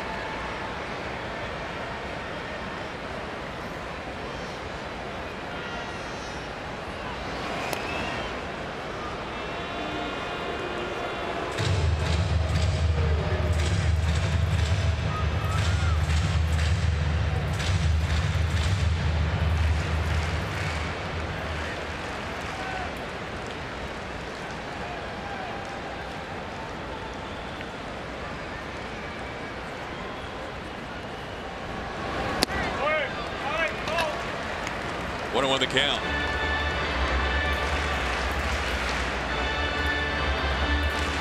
Astros starting the night a game and a half ahead of Seattle in the AL West. Mariners are 22-7 in their last 29 games. The night off tonight for Seattle, so the Astros will either be 1 or 2 games ahead at the end of the night. 1-1 pitch is just off. It's 2-1. Man, that's a good take. 1-1 count. Got a good slider down.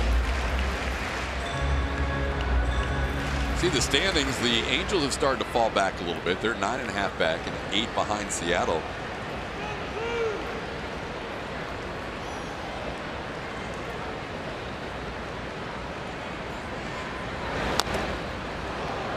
Chopped down at the plate. It's 2-2.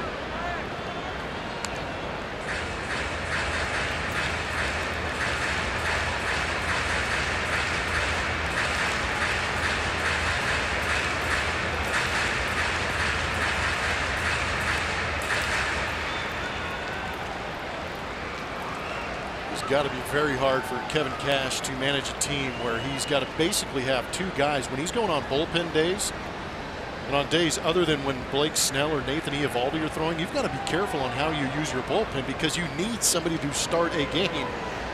It is the most bizarre thing. Swing and a miss. Andres able to strike out Bregman to get through the 5th inning. So the Rays lead the Astros through 5. The score is 4-2.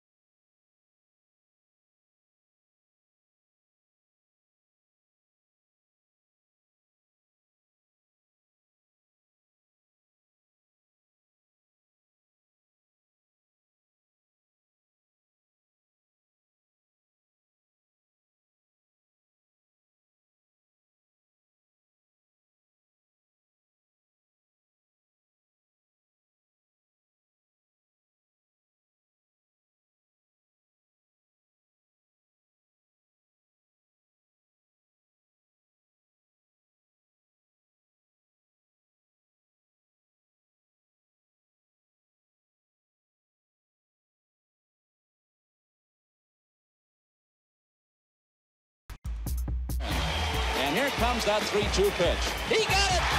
It's all over. A swing and a miss. And Wilson has pitched a no-hitter. Well, there's no need to tell you that that young fella is being mobbed. Everybody out of that Houston dugout. Tonight's Mercedes-Benz, this date in Astros history. Don Wilson, 51 years ago tonight against the Atlanta Braves, struck out 15 in his no-hitter, walked 3. The great Don Wilson. His number hangs here at Minute Maid Park. retired number, the number 40, as C.J. Cron takes a called strike from Garrett Cole. Cron has struck out his 2 times he's faced Cole tonight. 4-2 game as we head into the 6th inning. Chases the fastball. It's 0-2.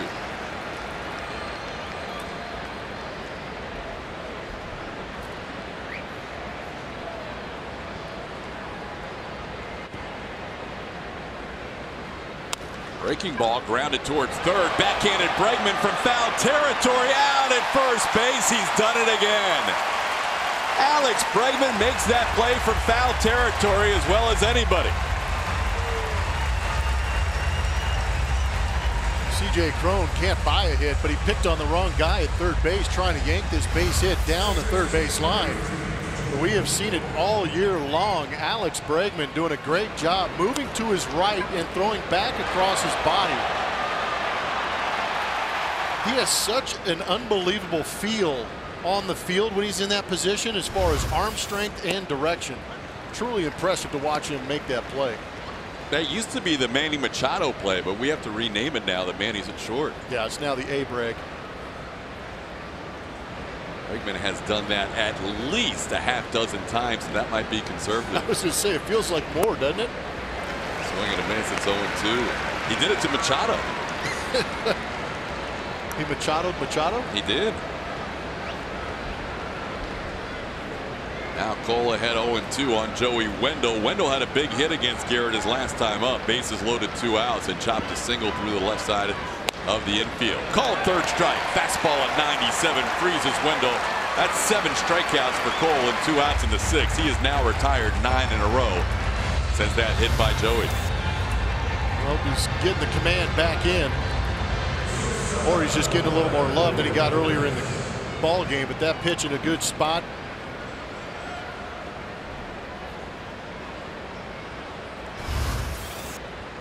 Now here's Willy Adames. Adames takes a called strike. Whatever adjustment Garrett Cole has made in this game has worked. He has gone from a guy who was searching for his command to a guy that seems to be a little bit more dialed in here over the last 3 innings. 0-2. Yeah, in case you were wondering if a pitcher can get into a rhythm, you're seeing it. We saw him earlier in the game kind of wandering around the mound, searching for it a little bit, but now he's a grab-and-go guy. And he knew after 3 innings, throwing more than 22 pitches an inning, it was going to be a short night unless he got things turned around in a hurry. You are absolutely correct. It's kind of fun to watch a guy all of a sudden turn around, get command, and understand the situation and grab the bull by the horns. Adames stays alive on the breaking ball. Garrett Cole will make his 100th pitch with the next delivery. 3 on the left side for Willy Adames, the young Tampa Bay shortstop.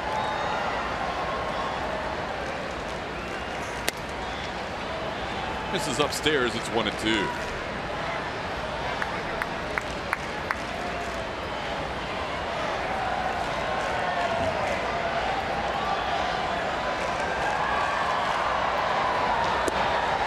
Just missed the inside corner.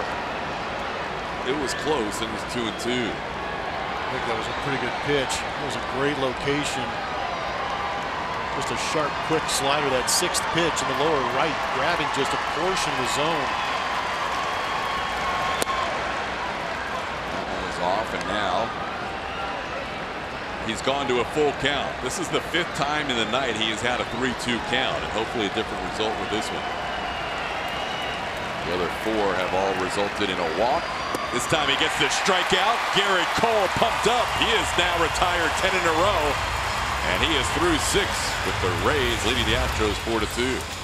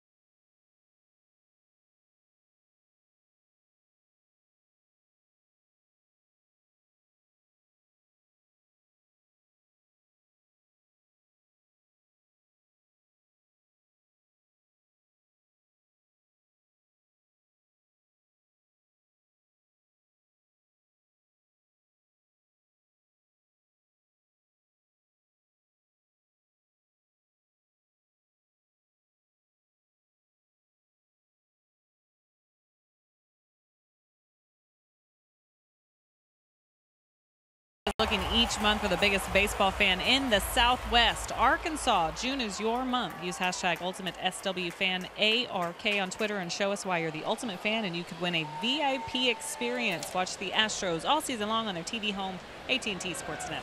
TK. All right, Julia, when Jose Altuve leads off here in the bottom half of the 6th inning, last had that ground ball base hit to the shortstop, Willie Adames. That was his 100th hit of the season. Altuve's done it before in his career in Game 75 2 different times. This year in Game 74 it sets a new mark for him. He has played in every single one of the Astros 74 games.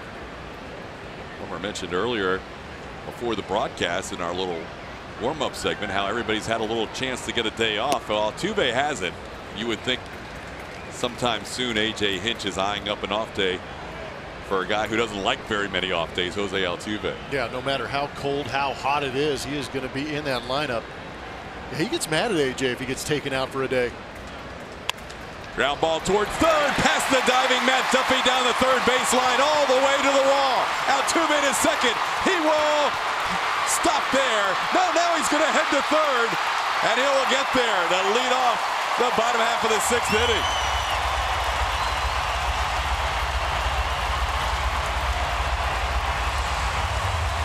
It's a tough visual for us up here because I know, like Todd, we both watched the field to see what's going on.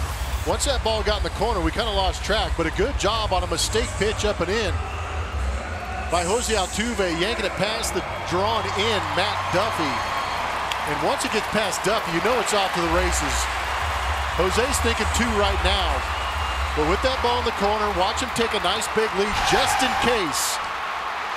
And as soon as he recognizes there's a little bit of an issue in that corner, it's easy for him to take that extra 90 feet.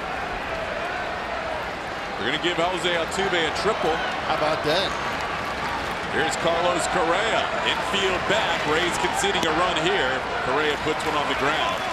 Takes one inside for a ball. Carlos coming in with 47 runs batted in.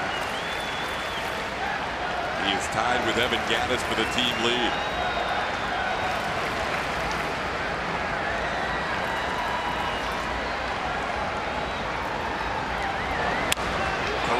Rips one foul on one hop off the facade of the stands down the left field line. Yikes. Carlos is seeing the baseball pretty good. Runner at third, less than 2 outs. The infield is playing back. But I would imagine probably not until about 2 strikes. You might see Carlos trying to leave, tie this thing up. Correa now against Matt Andrees, 3 for 5 with a single, a double, and a home run in his career. Grounds one towards third, but foul. Last time Correa batted, the Rays were really shifted the other way against him, especially in center field. Malik Smith has kind of split the difference. He's not quite straightaway center, but he's a lot closer to straightaway than he was when Correa batted last time. Field, the left fielder is almost on the warning track near the Crawford boxes.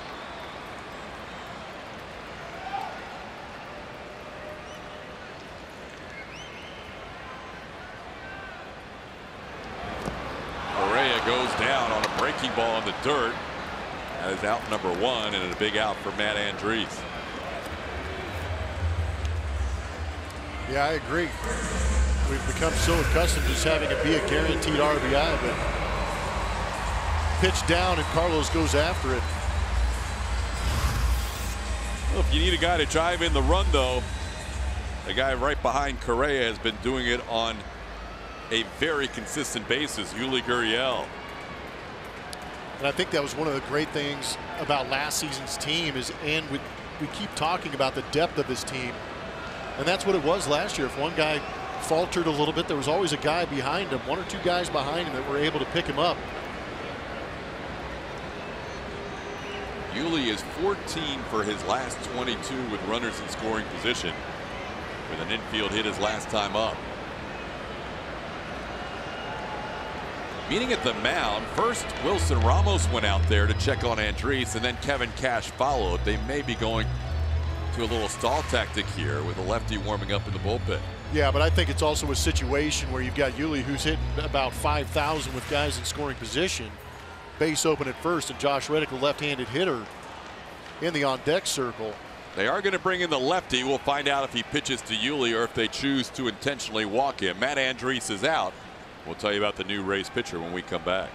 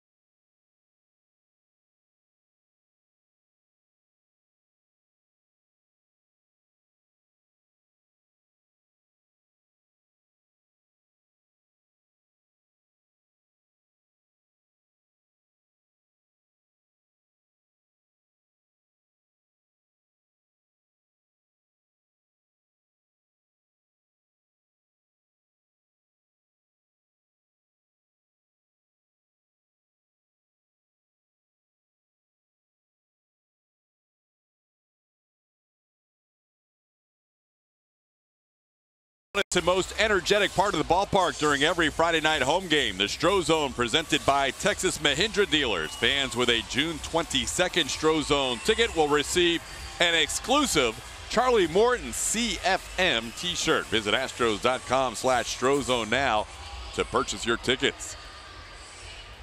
New pitcher as we look at how the Rays have broken it down this game. Inning and 2/3 for Stanek, only needed 11 pitches. Johnny Venter's at inning and 18 pitches, and Matt Andriese 2 2/3. Now they'll go to the lefty with Yuli Gurriel due up, Jose Alvarado. Hashtag bullpenning. Alvarado on for the Tampa Bay Rays. 29 games he's been in, 29 1/3 innings pitched, 33 strikeouts. Can get a little bit wild with those 15 walks. Throws hard. Yuli rips one into left field, a base hit. That is now 13 hits in his last 25 at-bats with runners in scoring position, and we have a one-run game. I don't get it. I was about to say before the first pitch, I don't remember a lefty being brought in to face Yuli Gurriel. He hits over 300 against lefties. He hits everybody, but lefties especially. And now he's up to 5,500 as far as average with runners in scoring position here. But a great piece of hitting. That was just a hanging slider coming right back into the swing of Yuli Gurriel. Tyler White's now going to pinch hit for Josh Reddick. So A.J. Hinch combating Kevin Cash's moves here in the 6th inning.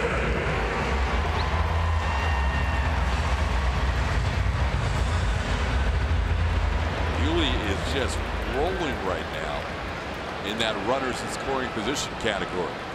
Tyler White saw one pitch yesterday. Pinch hit double, was taken out for a pinch runner. On a day where the feels like temperature was 100 degrees in Kansas City and most players were out there for over 3 hours, Tyler White was out there for about 45 seconds. AJ said he had the game of the century basically when he went in, got a hit, double, got pinch ran for. It's a nice afternoon. Big swing by Tyler, but down in the count 0-2.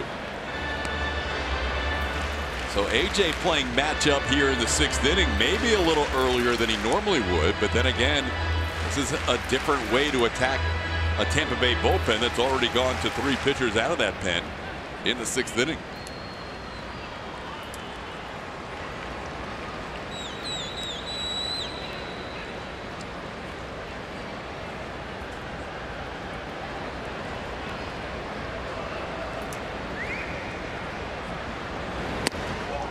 downstairs. It's 1-2. Astros trailed 4-0. Garrett Cole has locked it in now for the last 3 innings. We have seen bullpen action for this entire top of the 7th, so Cole's night might be done, but he was great after a struggle in the first 3. They kept it right where it was, allowing the opportunity for the Astros to get back into it. White rips one foul and sends Tony or Gary Pettis down to the ground. GP doesn't usually get leveled like that. No, that's what I was thinking too. The years he's been here, I think that's the first time he's hit the dirt. Tyler getting out ahead of it. Nowhere to go for Gary except down. That's a great look. That is GP at his finest. Gary Pettis, one of the great men in baseball you'll ever find. 1-2 count. White doesn't chase it. It's 2-2. Tyler White just coming up from AAA Fresno on this last road trip. Raymond Gudwan was away for paternity leave, and now Gudwan's been sent back to AAA Fresno. White getting his 3rd at bat. Tyler had an OPS of over 1,000 this year at the AAA level. In the dirt. And Alvarado, who was ahead 0-2, now has run the count full.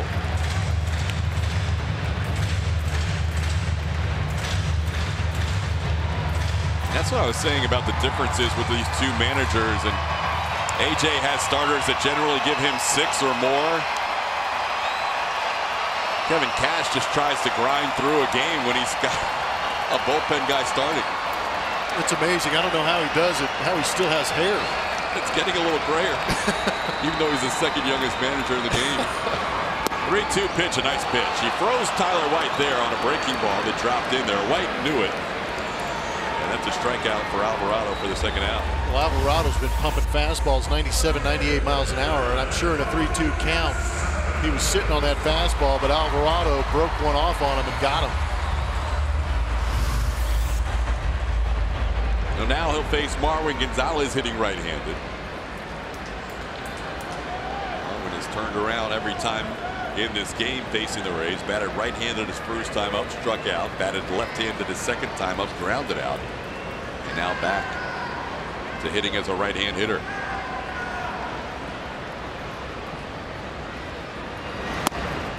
Takes a fastball for a strike.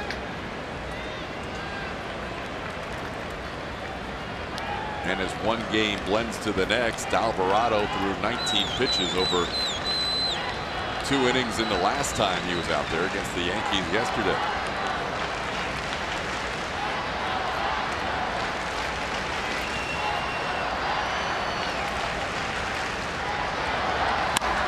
Ball hit well past the diving Adames into left field. Astros keep this inning alive with their 3rd hit of the inning. Marwin Gonzalez a single to left.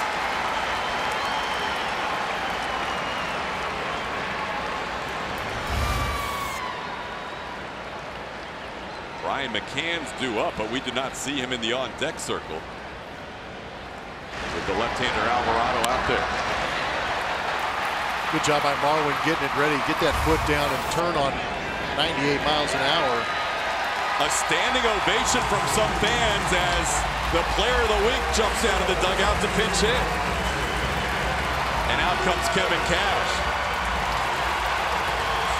Evan Gattis announces a pinch hitter. Kevin Cash doesn't want Gattis to face the lefty, but he will go back to his bullpen with his pitching change. Gattis hitting for Brian McCann. We'll be back after this.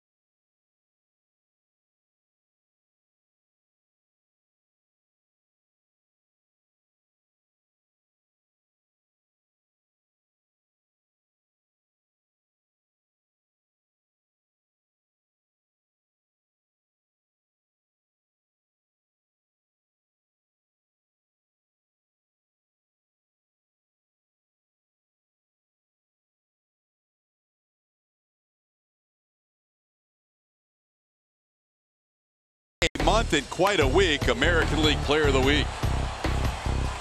The man bear has been swinging the bat extremely good, and he's also been doing it in some very clutch situations.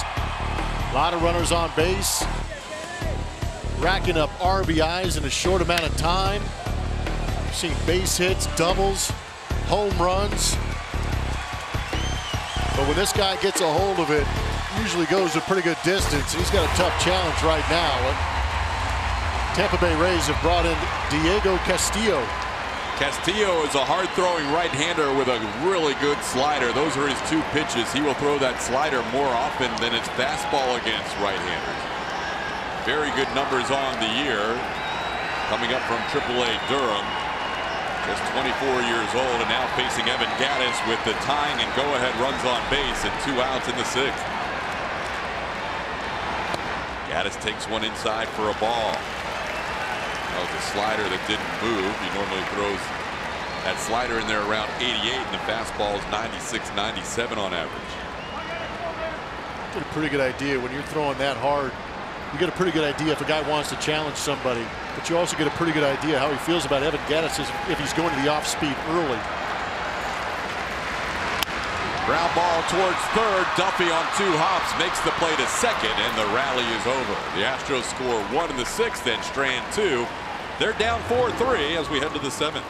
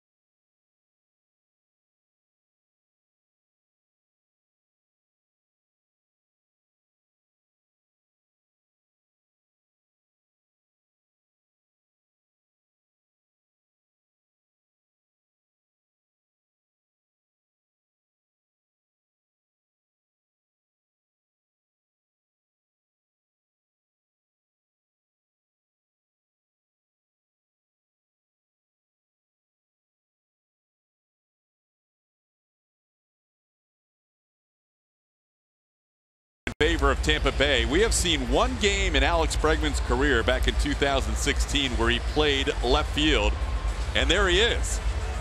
He is in left right now, as Tyler White was the pinch hitter for Josh Reddick. So Marwin Gonzalez moves from left to right to take Reddick's spot. Yuli goes from first to third. Tyler White stays in the game at first, and Alex Bregman gets to play left field. Well, technically, Alex has played a very deep third base when Joey Gallo was up. Does that count? He played left field technically with Gallo in the 4-man outfield. That's a good point. Yuli in on the grass as a third baseman with Malik Smith batting. Max Stassi has also entered the game behind the plate. So a lot of changes for the Astros as they pinch hit twice in that inning, once for Josh Reddick. And Tyler White gets tested right away, and of course, he makes a nice defensive play. Well, I also think we expected the change to be on the mound too, but Garrett Cole is still out there, and he gets a big out to start this inning. Malik Smith does a good job turning on this slider, yanking it to Tyler White, but he is more than prepared and able to make the backhanded play. It's funny, all these different machinations and changes the Tampa Bay Rays make early in a game have kind of flipped. And now you're seeing different things out of A.J. Hinch than you normally would. I think he's trying to show off. It's a swing and a miss from Carlos Gomez. Gomez with a single and a ground out in his 2 at-bats. Well, it's interesting because Jake Marisnick is now the only guy left on that bench for A.J. Hinch. And namely because George Springer is DHing today. If you put George into the outfield, you'll lose the DH. There are all the changes. Yuli's played a couple of games at third this year. But Alex Bregman in his first game this year in the outfield and just the second of his career. Carlos Gomez with a 2-1 count.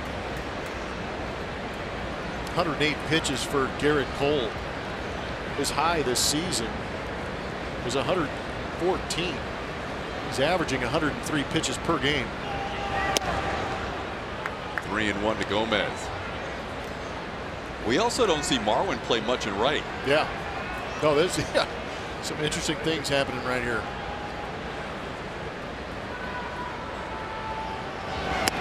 Up high, ball 4. That is a new career high in walks issued by Garrett Cole. He walks his 5th batter of the game. Julia, what do you have for us? This season, you have more ways to watch the Astros than ever before. Download the AT&T Sportsnet app from iTunes or Google Play, or go to attsportsnet.com to stream from your computer. Log in with your cable account information, and you're all set. Available to customers whose TV subscription includes AT&T Sportsnet. Subject to blackouts. Territorial restrictions apply. All right, Juliet. Johnny Field bats with 1 on and 1 out. Got to think A.J. Hinch is thinking this could be the last batter for Garrett Cole, as he misses inside for ball 1. Homer mentioned his season high in pitch count, approaching that number right now.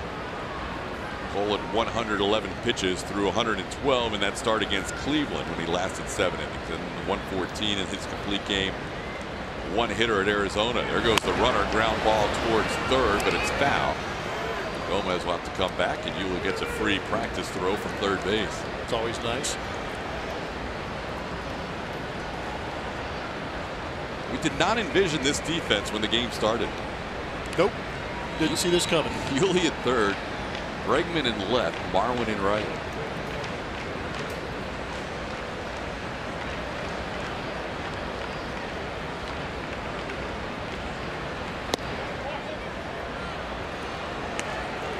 Field is flied out twice to right field. Cole about to make pitch number 114, 67 in the first 3 innings. He's been much more efficient as the game's gone along, as you can see. Runner on the move, and a pop up into right field. Marwin coming in, still coming in, and he gets there for the out. That's 2 away. Well, AJ is going to give Cole 1 more batter, it appears.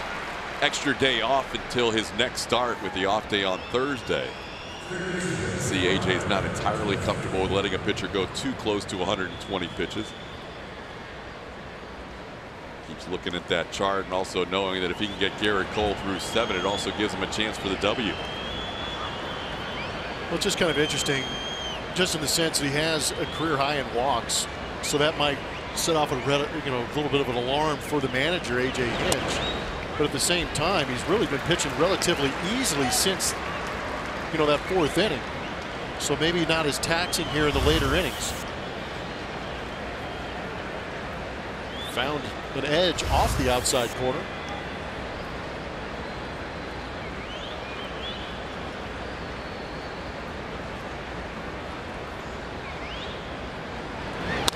Ground ball, nice play by Garrett Cole. He will end his night on a fine defensive play to retire Matt Duffy, and he gets through 7, only allowing 1 base runner since the 2 RBI hit by Wendell that gave them a 4-0 lead. 7th inning stretch time. The Astros down 4-3.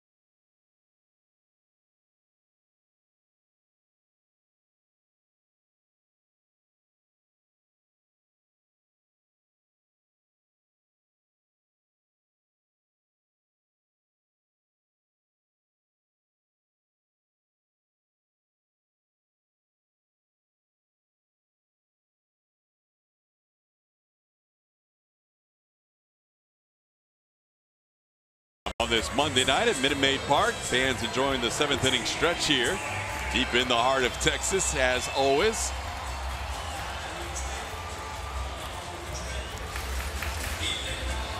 They're happy to have their boys back in town after having a very strong road trip. Finished off a home stand with a win against Seattle before getting out on the road. 11 straight wins, trying to extend it here. Well, they've been buzzing lately about this team, and rightfully so. Trying to get to 12 wins in a row, and tonight it's been in comfort behind fashion, down 4-0. They cut it to 4-2 in the 4th, and then 4-3 in the 6th inning. And now Tony Kemp will lead off the 7th, facing Diego Castillo in his first full inning of work. Castillo delivers a strike. Well, Garrett Cole locked it in after the 3rd inning. Cole ends up going 7 innings and made a fine defensive play to retire Matt Duffy to get through the 7th on a comebacker that was headed towards center field. Kemp slowly towards first. This time Bowers knows he has to hustle himself and does get there in time. Kemp had a hit in the 1st inning on a ball a little further to Bowers' right. It's 1 out in the top of the order, due up George Springer.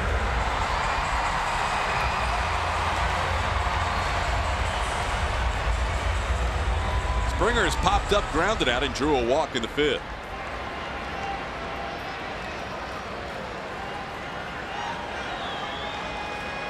All these Astros facing Castillo for the first time.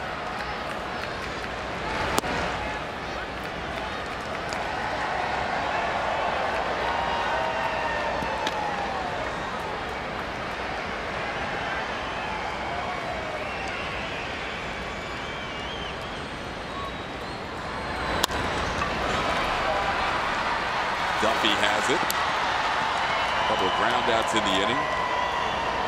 And 2 quick outs for Castillo and the Rays. Julia.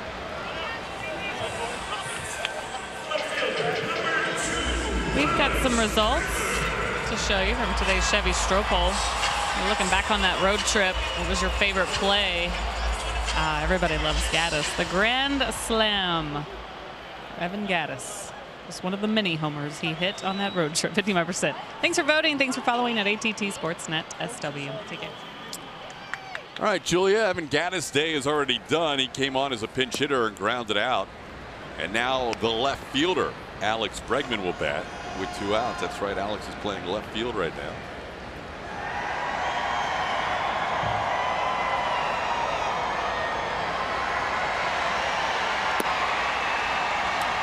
The count. Castillo making his major league debut this year. Has appeared in just his 6th game. His debut came earlier in the month against the Washington Nationals on the road. Ground ball towards 3rd. Duffy spins and throws, and the Astros are retired 1-2-3 in the 7th. Castillo gets 3 groundouts. We're heading to the 8th, still 4-3.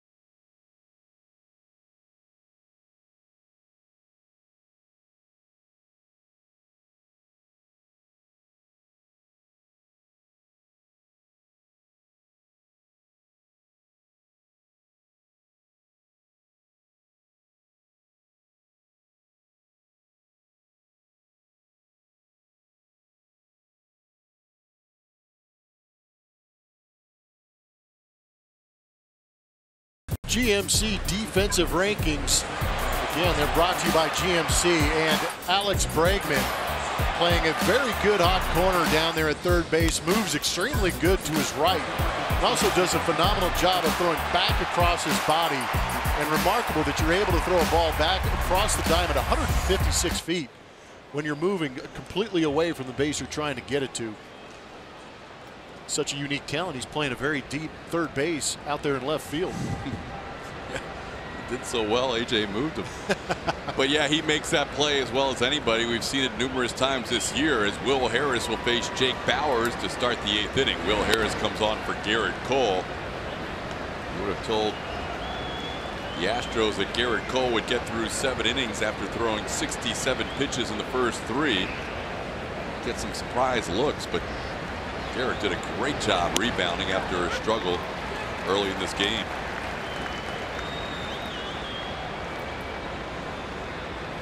1-1 the count to Bauers.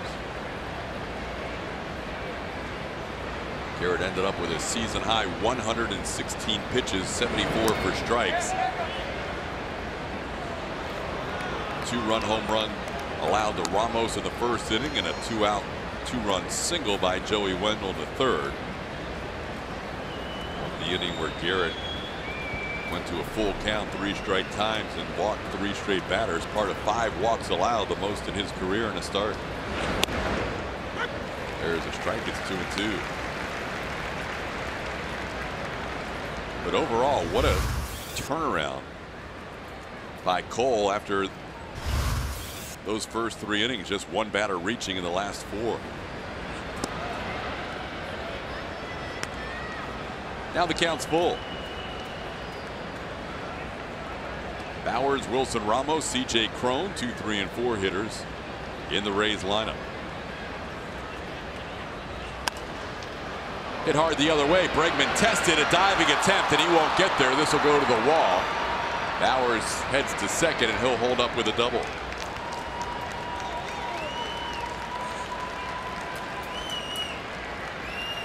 Good effort, but this baseball's twisting away from Alex Bregman. If you don't play a lot of outfield, it's tough to judge how that ball's going to move when it's off the bat.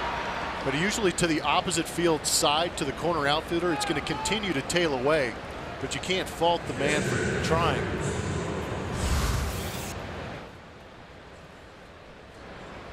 How about having to remember all the shifts you've got on the infield? Now you've got to move to the outfield. It's a completely different set of shifting. Yeah, he's watching Gary Pettis right now in the dugout to see in every batter where he's supposed to be. Here's Wilson Ramos.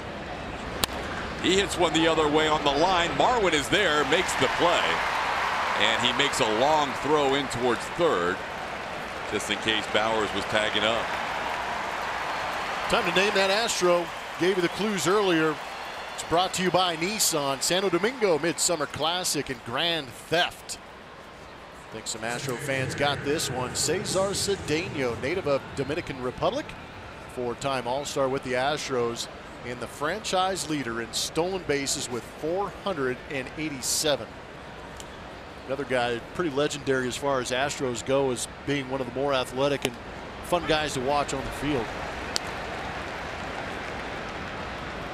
C.J. Cron, the batter, a couple of strikeouts and a ground out to third on a great play that you just saw a moment ago by Alex Bregman.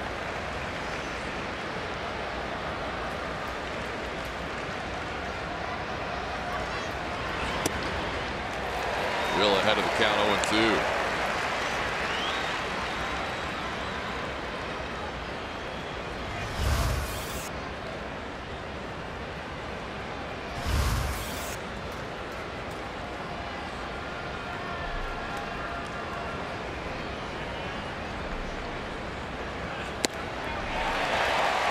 Missed the fastball, 3 pitches and a strikeout for Harris. Cron strikes out for the 3rd time tonight. There's 2 away after a leadoff double. Yeah, it's amazing. Baseball is relentless. It's a very tough sport. When you're going bad, the other team does not care. They're going to continue to attack and force you to swing the bat. Not a comfortable feeling. C.J. Cron now in an 0 for 23 and 18 strikeouts in that stretch. Here's Joey Wendell. Wendell misses the curveball.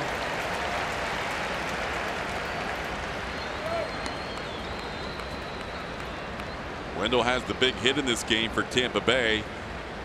His 2 RBI single in the third, giving them a 4-0 lead at the time. They now lead 4-3.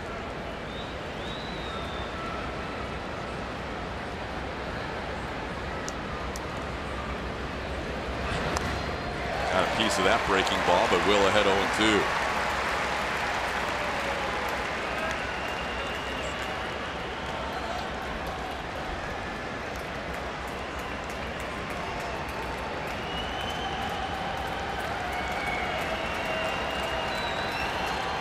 Chaz Rowe warming up for Tampa Bay.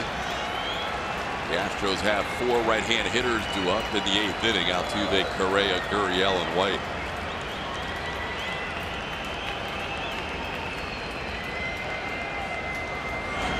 Tried to hold up, but he goes around. Stassi makes the tag. Strikeout for Will Harris.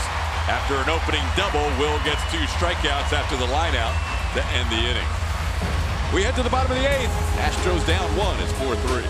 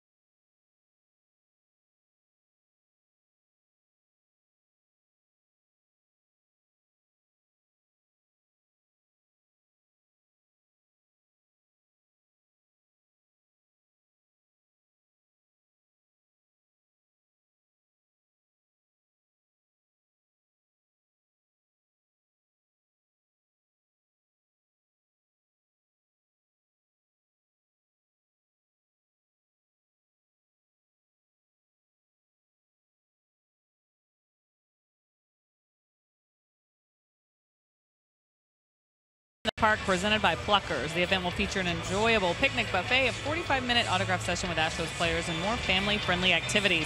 All proceeds will benefit local youth baseball and softball programs in the greater Houston area. For tickets and more information, visit astros.com/picnic. All right, Julia. We have a 4-3 game. Rays only have 4 hits, but 4 runs. The Astros with 7 hits and 3 runs. Jose Altuve, Carlos Correa, and Yuli Gurriel facing the new Tampa Bay pitcher Chaz Rowe. He's a fastball slider guy.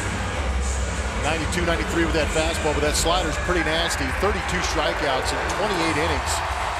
He's got 15 holds on the season. He threw a couple of innings yesterday, but did so in 19 pitches. Loves to throw that slider, especially the right-hand hitters. It is a very good slider. Altuve facing him first and sends one to right field for a base hit. I was going to say Altuve's so good at taking pitches like that slider the other way. That time he got the fastball and delivered a base hit to right field to start the inning. Yeah, but I still feel the intent was to go to right field because he kind of inside out of that. But I also think he recognizes the situation. He's leading off here in the bottom of the 8th. He's got some pretty good hitters behind him. But a fastball in, and he shoots it the other way because I think his primary focus was to get on base number 1. But there's also a little bit of a shift being put on him. And we've seen him earlier with the shift on be able to manipulate the baseball the other way. Now here's Carlos Correa.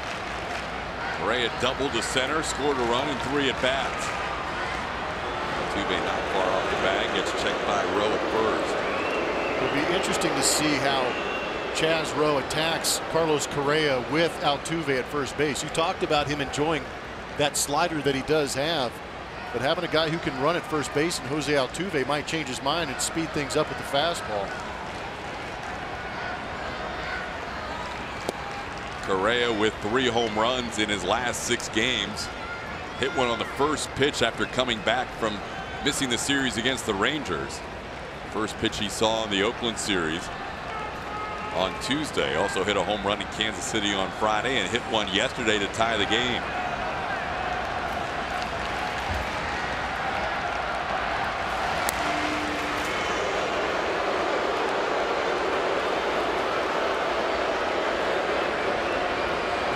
Stadium saw Jose Altuve leaning on that first pitch. Didn't go, but you know the idea is in his mind to go as soon as he can.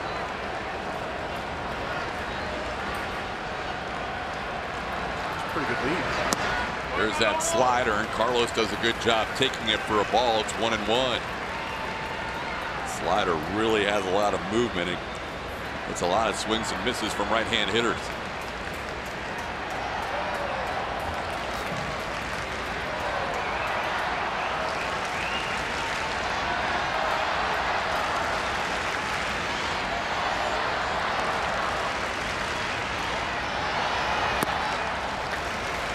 Definitely some concern with Rowe with Altuve at first. He really was in the set position for an extra beat or two to see if Altuve would run. That's just a couple of the tactics that a pitcher can use to try and mess up the timing of a guy trying to steal a bag. You can either be quick out of the stretch, you can slide step where you don't bring the lead leg all the way up, or you hold for an extra beat. There's a strike at 2-1. Well, and Carlos Correa taking 2 fastballs that look relatively hittable might be the reason that we talk about that slider. He's thinking about it too, possibly. Now with 2 strikes, the percentages go up further. The amount of times Rowe throws a right-hander or slider.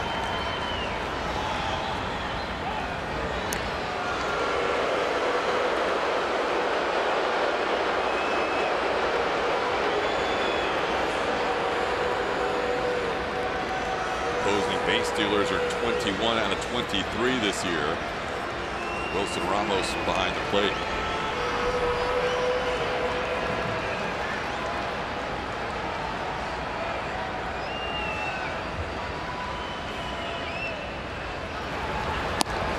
Slider started at him, almost hit him, and now the count's full. Now if you're A.J. Hinch, do you send Altuve here with a full count? Yeah, this should be interesting because the pitch selection is going to be interesting. Carlos Correa saw some fastballs early that got Chaz Rowe ahead in the count. Now he's falling behind in the 3-2 count. He's got a guy at first who can run. Altuve goes. Tried to check his swing. They said he went around the throw into center field. Altuve heading to third. He'll get there with 1 out. Correa strikes out, but Altuve gets to third with a stolen base and an error on Ramos.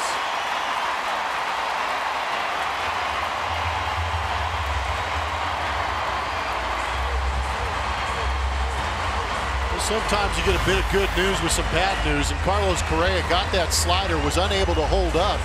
With that throw nowhere near second base from Wilson Ramos, and getting to third base easily is Jose Altuve. 11 steal the year for Altuve. The error by Ramos now forces the infield in. Yuli Gurriel, the batter, already with 2 RBIs tonight. Yuli takes that slider for a strike.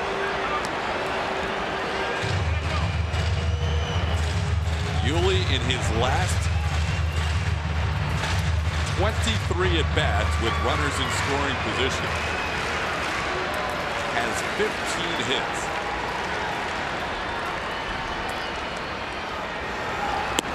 Takes another slider. Yuli has never faced Chaz Rowe before, and he's seen him drop in a couple of tight sliders on him.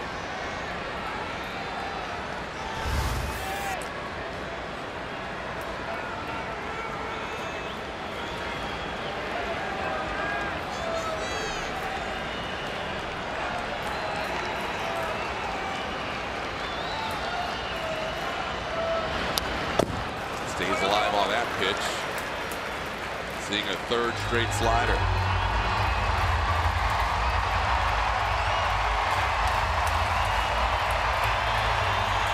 Yuli 2 for 3. Infield hit for an RBI to make the game 4-1. And a base hit into center field to make the game 4-3. Now a chance to tie it up. Holds up. It's 1-2.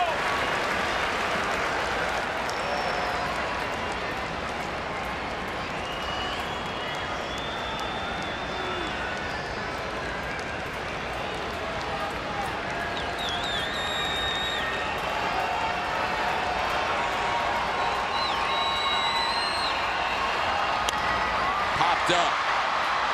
Adames, the shortstop, just beyond the infield, makes the play for the second out. Rowe able to keep Altuve at third, and Tyler White will bat against the Rays right-handed reliever.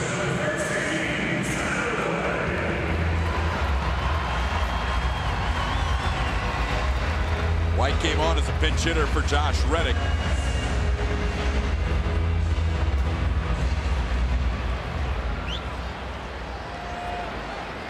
That was against the left-hander Jose Alvarado, now facing Chaz Rowe.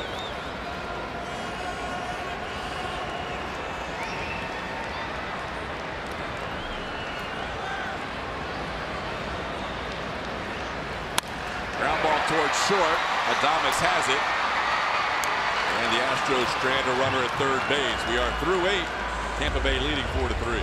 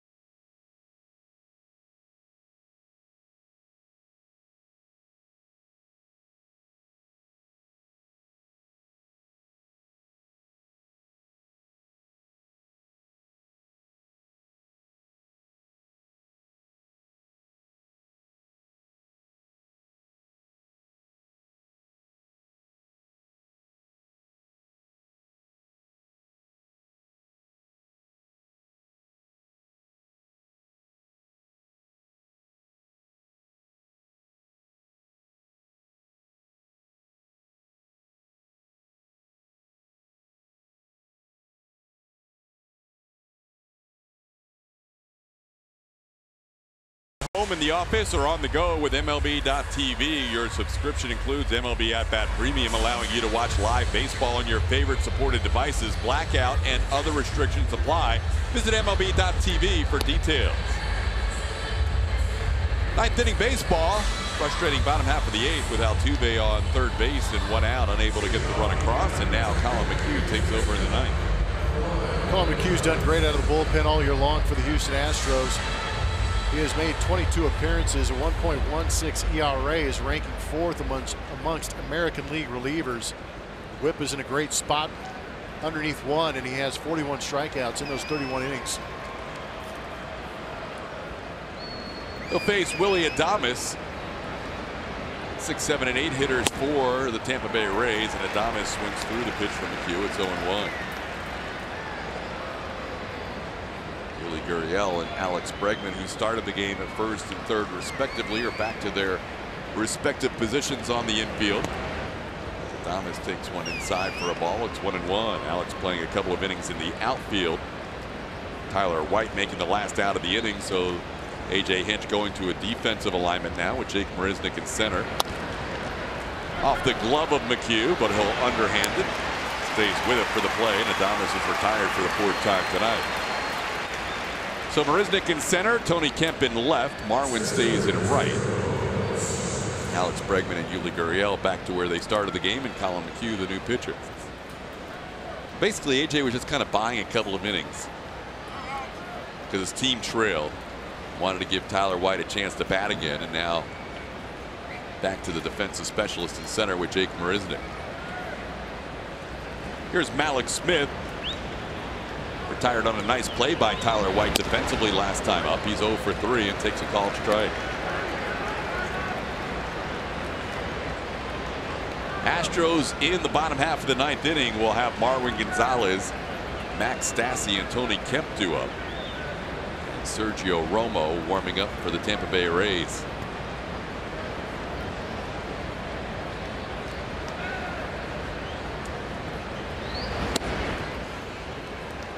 Pitch outside for a ball. It's 1-1. Garrett Cole went 7 innings tonight. 3 hits allowed, 4 runs, 5 walks. Will Harris 1 inning, 1 hit allowed, nobody across the plate.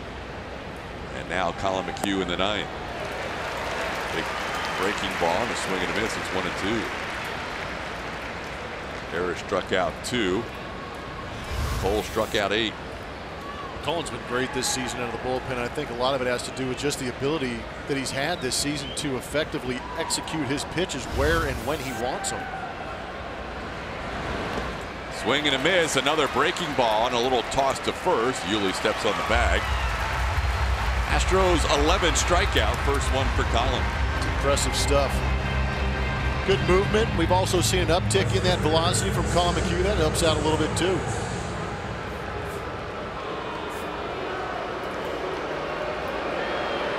Now the fans who started with a few boos for Carlos Gomez at the beginning of the game now a little more vocal as he bats here in the 9th inning. Gomez has been on base twice, a single and a walk. He's 1 for 2. Also popped up.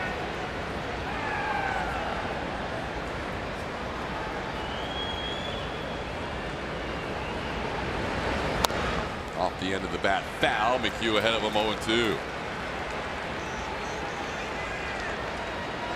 Astros with an 11-game winning streak on the line. They have never led in this game. In fact, the Rays scored the first inning before the Astros even came to bat.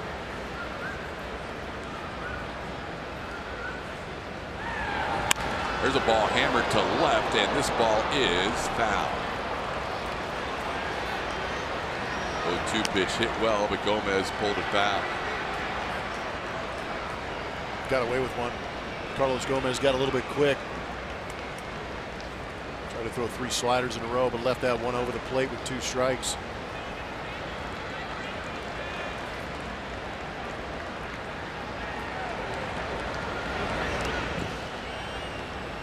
One to 2 the count.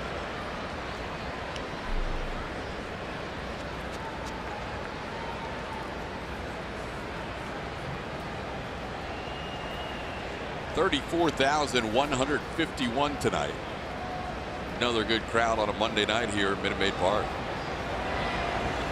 Swing and a miss. Fastball got him. Collins strikes out the last 2. And a 1-2-3 top half of the 9th. The Astros will try and win it in the bottom half, down 4-3.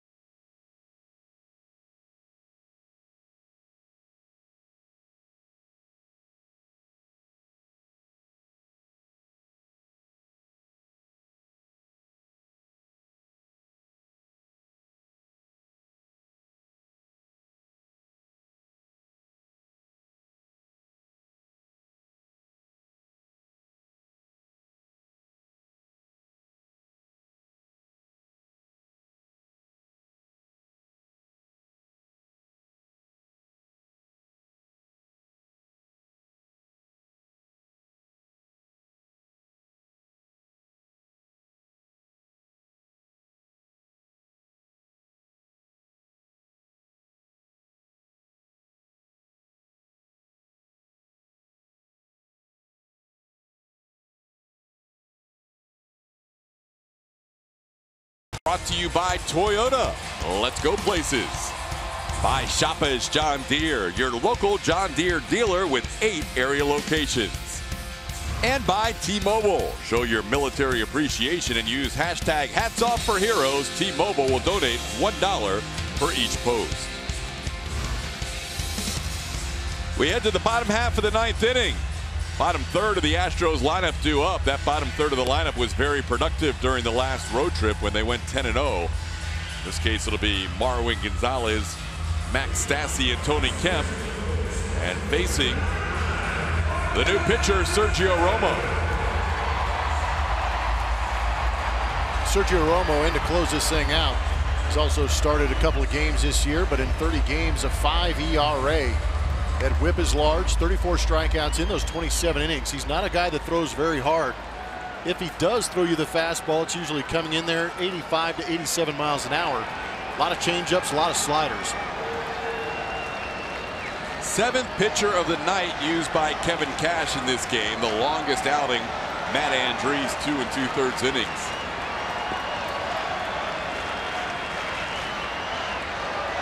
Marwin facing Sergio Romo for the first time in a regular season game.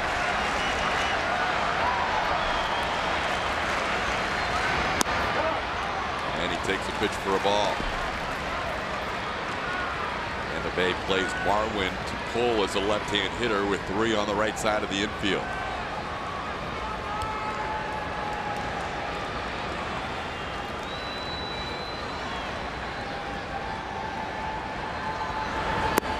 Slider inside. Marwin takes it. It's 2-0.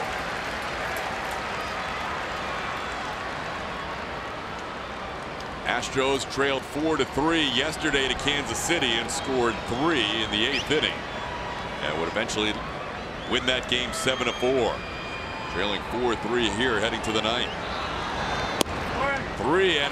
Romo misses inside again. Marwin will be very particular with his next pitch.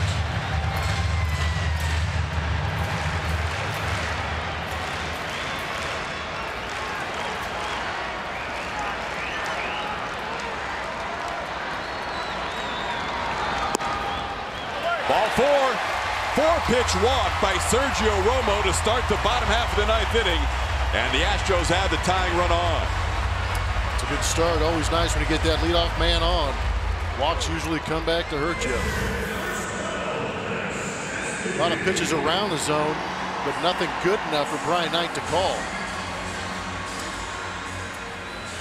We've told you all year how well Max Stassi has hit lefties, and even though he's just 188 against right-hand pitching, he does have 4 home runs against right-handers of his 7 on the year.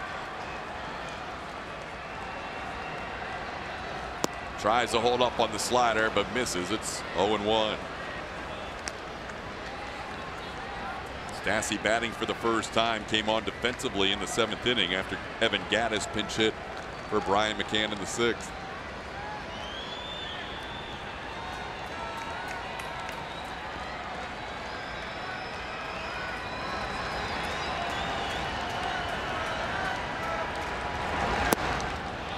Slider for a ball, 1-1. Romo has missed with 5 of the 6 pitches so far here at the bottom of the 9th. Well, if he didn't get an overly aggressive Max Stassi, it might have been 6 pitches in a row. That first pitch might have been a little bit off that outside corner.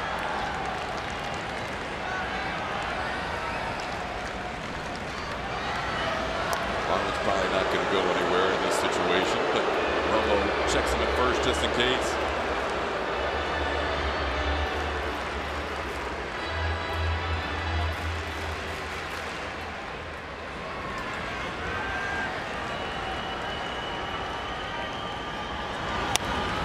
Stassi pops one foul out of play.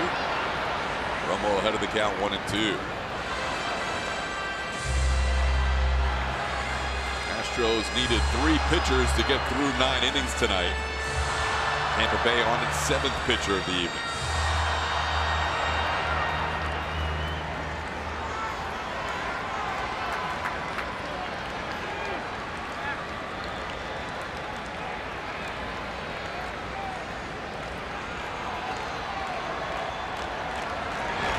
There's a line drive, base hit left field. Astros have the tying and go-ahead runs on base as Max Stassi delivers a 2-strike hit. It's a big swing.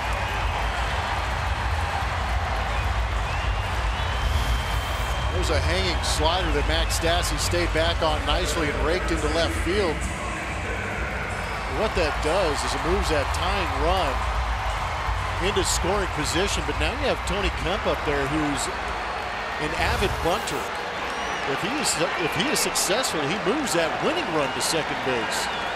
And he can also beat out a bunt occasionally. He's around a bunt, takes it for a strike. Marwin getting a huge secondary lead. Ramos thought about a throw. That slider went well around the outside corner. You're saying Brian Knight might have been fooled? A little bit.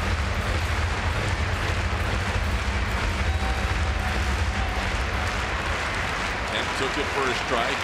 The corners are in, but they weren't crashing on the first pitch. Bowers at first and Duffy at third. Now they are coming a little bit. Kemp takes this one for a ball, 1-1. Two close pitches to Tony Kemp, one for a strike. One taken for a ball. Tough to sit back. Tough pitch to bunt, too, is that slider. A lot of movement. You want to bunt it towards third base so that you bring that third baseman in and open it up for Marwin to move ahead, but that slider's coming back to Tony. Inside, almost hits him on the foot. And it's 2-1. Astros trying for a little bottom of the ninth inning magic to keep this winning streak going.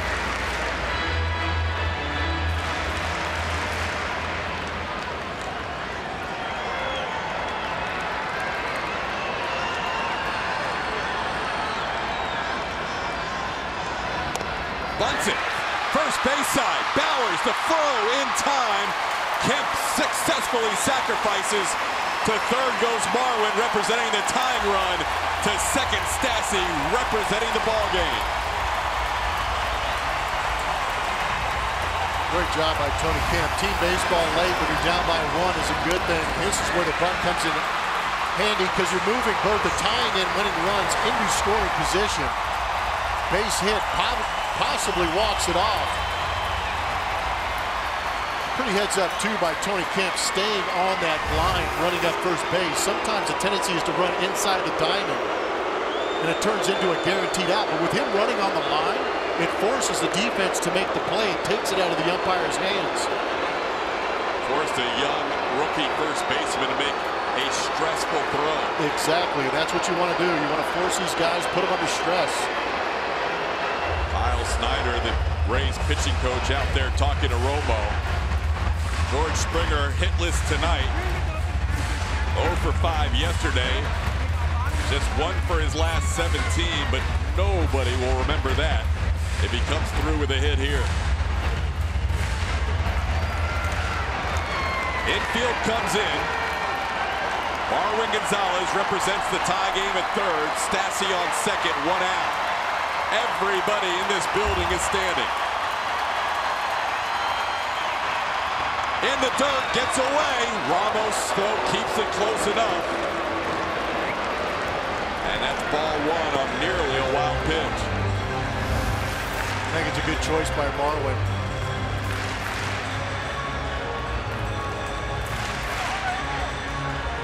Almost getting far enough away. With the right decision, considering who you have it in the batter's box.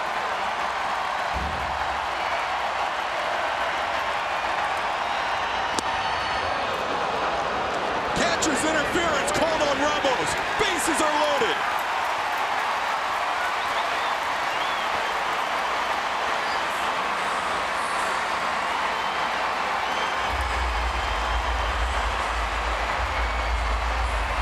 The bases are loaded on catcher's interference.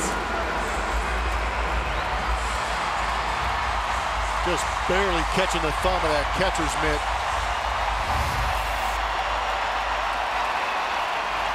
Bregman bats with a runner on every base.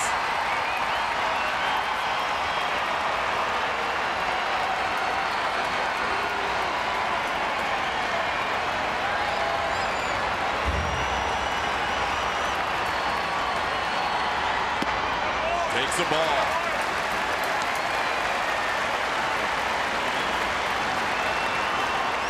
Bregman this year with the bases loaded has batted 8 times.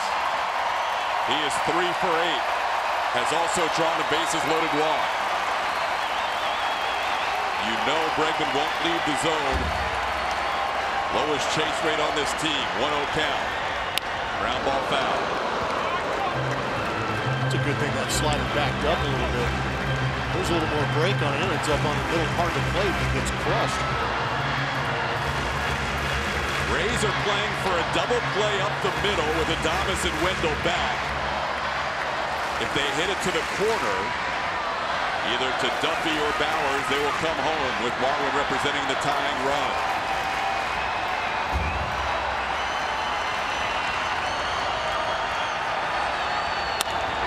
Drive to left center field. Ball game over.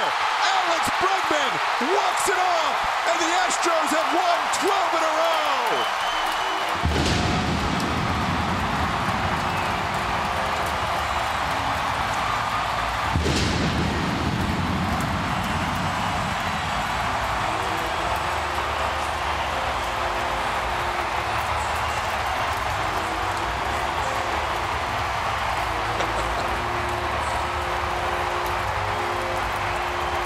The Astros trailed the whole game until that swing.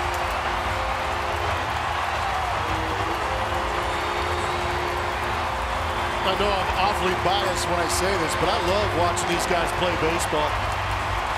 I especially love having a guy like Alex Bregman in the box in big situations, too. That's not off the end of the bat. That's a good slider on the outside corner that Alex Bregman went out and got.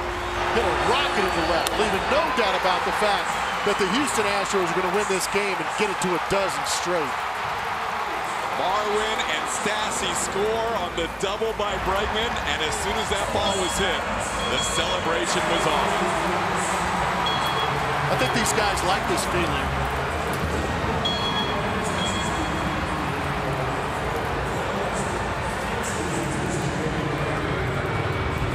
Alex Bregman, the hero of the game. Julia, what do you have? We've seen that before in this ballpark. But right there in that situation, you've got the bases loaded against Romo, and you've seen him up against a couple batters before you. What are you looking for? Well, Altuve came to the on-deck circle and said, I'm going in there with no bat or batting gloves, so you better get it done. So this place was rocking tonight. It was awesome, a lot of fun, and let's keep it rolling. That is to win your 12th straight game, and I know you guys wanted to bring the winning home in front of the home fans. You mentioned this place was rocking, but how much fun are you guys having right now?